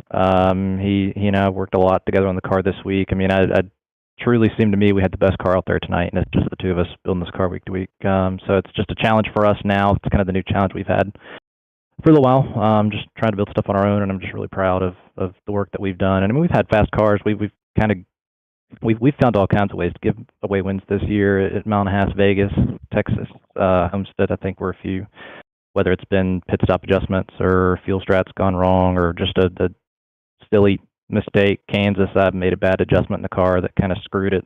Or I'm sorry, Charlotte. Last week at Charlotte, we had a really good car, made a bad adjustment, third stage, and just could never get back up to the field. But I say that, just proud of the work that's going on, and shout out to Matt. Shout out to you guys in the booth, certainly, for calling the race, Maconi for standing behind that, and certainly Dyson for the win, and Delaney for third. All right. Well, thanks so much for talking with us, Patrick. We're going to go ahead and let you get back up there to that motor coach. Best of luck to you next week. We'll see you next week. Congrats on second place. Yes, sir. Appreciate it, guys. Back to you, Ron. And we have got a race winner at the end of it all. Andrew Dyson now joining us in the commentary booth. Andrew, welcome in and congratulations on the win here. How in the world did you manage that? Oh, geez, man. I don't know, dude. I just had to roll and coast as much as I could, but it was a big stretch, man. When we first started that run, I thought it's probably not going to be fast enough. I could make it. I thought I could make it once we got going, but I thought it wasn't going to be fast enough. But man, somehow kept trying underneath it a little bit to keep some sort of momentum in it through the corners, help me save a little more fuel and help me get home. So pretty wrapped. I mean, awesome job. Massive shout out to Neil for helping me out. He was sort of crew chiefing for me as he was driving around at the same time. So thanks to Neil for that, and thanks to Matt as well. He helped us with some adjustments during the race. We were sort of chasing our tail a bit, or I was chasing my tail a bit with setup adjustments, especially at the start. I was going backwards at a rate of knots, and we worked it out. So thanks to all those guys for helping out. Yeah, and man, the both of us, Kirk and I, were kind of wondering about all that, and I'm actually gonna pass the mic off to Kirk because I feel like it'd be a little bit unfair if I didn't let him have the chance to ask you a question as well. Andrew, you surprised the living heck out of me. How on God's green earth did you make it that many laps on a single? Did you practice any fuel runs this week at all, or because I hadn't seen anybody go that far before? Not this week. No, not at all. I mean, I had an idea of the number that you could go on a full tank, and I knew how many laps it was to the finish, obviously being 80, and then I had to account in for 2-ish pace laps, and so I thought, okay, it probably comes down to about maybe 78 laps or 77 laps or so, with 75 liters or whatever. Sorry, I don't actually know how much that is in gallons for you guys flying over on the other side of the world, but anyway, it's 0.5 of it's half a liter off full tank. So basically started that last run with half a liter off a full tank and had to work with that. So just had to, like I said, man, just coast it, work it out on the fly. And there was a few times there I probably was a little bit slow, felt like I nearly got ran over, and it would have been my fault because I was the only guy sort of really coasting along. But no, stayed out of trouble, sort of saved the fuel, made it work. The craziest part is this is your first oval win with the series so far that we've seen this year. You won over at Circuit of the Americas. Now you're on an oval. That's awesome, man. Officially, probably yes. I mean, last year there was one at Miami as well, but weirdly enough, that was also a fuel save race. So, and that wasn't a full season either, so I can't really claim that one, I suppose. But I was just saying to the boys, man, if I could win one of these races on outright pace, that'd be great. Although we did sort of convert this one from a pole position today. Oh, yeah. I mean, the pace was sort of not great during the race. Like I said at the start of the race, I sort of made some adjustments, and as far as my oval game goes, adjustments are probably the worst part of the worst thing I've got in my toolbox. I mean, it's really non-existent. I'm sort of just guessing my way along most of the time and taking advice off folks, but slowly learning and getting better with it. And like I said, towards the end of the race, we worked it out. We found something that I was able to drive reasonably well, and got up to the front. So happy to convert at least a pole, even if I didn't have the greatest pace today. And we're happy for you. Ron's going to ask you the last bit here, but man, I'm so happy for you. You have no idea, Andrew. Good for Awesome. you, man. Thank you, man. Yeah, I'm pretty happy as well. Yeah, I can imagine. So quite happy with the result here, and looking forward to the next round of the season at Michigan in 1 week's time. Quite different of a racetrack that is, but gonna be some fun there in 1 week's time. What are your thoughts heading into it? Yeah, Michigan's always a tough one. I mean, because it sort of races like a super speedway. I mean, at least from my understanding anyway, it sort of races like a super speedway.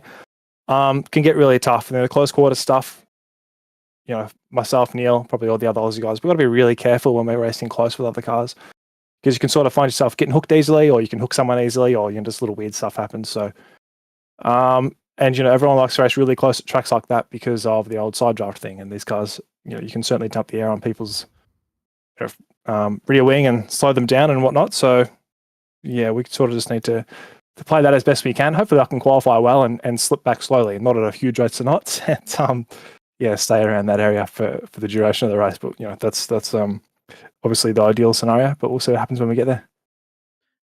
Now, you can take this with whatever weight you want. My favorite favorite track to drive around in the next gen is Michigan. So you can take that however you want. Very good reason why I'm behind the microphone instead of behind the wheel. But hopefully that gives you a nice little thing to look forward to in 1 week's time when the series rocks up there. That'd be awesome. I will say, don't do anything that I do behind the wheel, and you'll be fine. But Andrew, we'll let you go and celebrate this win, and get on with the rest of your day, because it is the morning down there, down under. So I'll let you give the thanks and shouts out before we let you go and celebrate this morning win. Yeah, thanks, man. Well, not quite. It's the afternoon now, so like 1:50 or 1:48 in the afternoon. So I've got a day of doing whatever I can find myself getting busy with today. But thanks to you guys at Maconi putting this on. You guys for calling the race. All the guys behind FLCC, Bobby and all the crowd for bringing this back. We love your work, boys. Thanks, appreciate it a lot. And of course, it doesn't happen without all the drivers. Pretty good night tonight as far as the end of the race goes, but we had a lot of yellows during the middle there, and I know that sort of makes people frustrated a little bit. But I think once we get further through the year, hopefully it can get better. But thanks again for everyone, and looking forward to the next race. And looking forward to seeing you back out on the track in 1 week's time. Andrew, thank you for joining us here in the booth, and well done on the win here at Nashville this evening. Thanks, guys. And that right there was our race winner, Andrew Dyson, getting the chance to have a chat with us at the end of this broadcast. Kirk, he's one very happy man, but all of these drivers have a big challenge ahead of them. Michigan in 1 week's time here for the FLCC. It's a fun combination, but it can be very challenging to nail down. Hey, you're telling me. I mean, Michigan, I'm glad that you like it, but man, it's a difficult track for a lot of drivers. A lot of the guys that run up front typically love running at Michigan. You could really battle hard. You heard it earlier when they're talking about making side jobs, just getting through. There's multiple lines you could run. It's one of those tracks that's just a lot of fun to race at and to watch. So we're going to have loads of great time here. It's essentially like, the only thing we got left similar to Auto Club. So, I mean, we'll take it. Michigan's going to go out there and be awesome. I'm excited, and it's going to be awesome. So make sure you tune in June 7th at 8:25 p.m. Eastern to be able to watch the Full Length Cup Challenge from Michigan. It's going to be worth it. And before I wrap up the show fully, I just want to give a quick mention to our usual Maconi Entertainment colleague who usually calls these races here with the FLCC, Mr. Justin Prince. He's been out of town for the past couple of weeks, and he will be back for that Michigan race in just 1 week's time. But as for this broadcast, for race number 13 of the season, actually no, it's race number 14 of the season here at Nashville Super Speedway, that will just about do it. So for myself, Ron Mullins, Kirk Mills joining me in the commentary booth, and DJ Lyons doing a wonderful job working all the cameras in the virtual production hauler, I say thank you all so very much for watching this broadcast of Maconi Entertainment tonight, and we hope to see you all wherever it is in the not too distant future.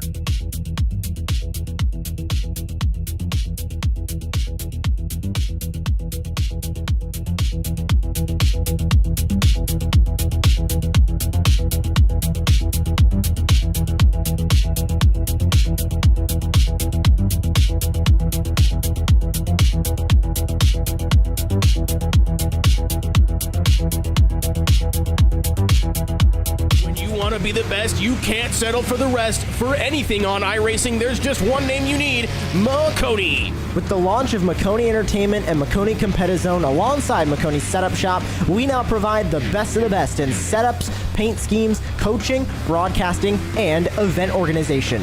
With cars across all 4 license classes, we have what you need to hit the track with confidence. Grab a subscription and save money while going fast at MaconiSetupShop.com/subscriptions. And remember, at Maconi Setup Shop, there are setups, but your victories.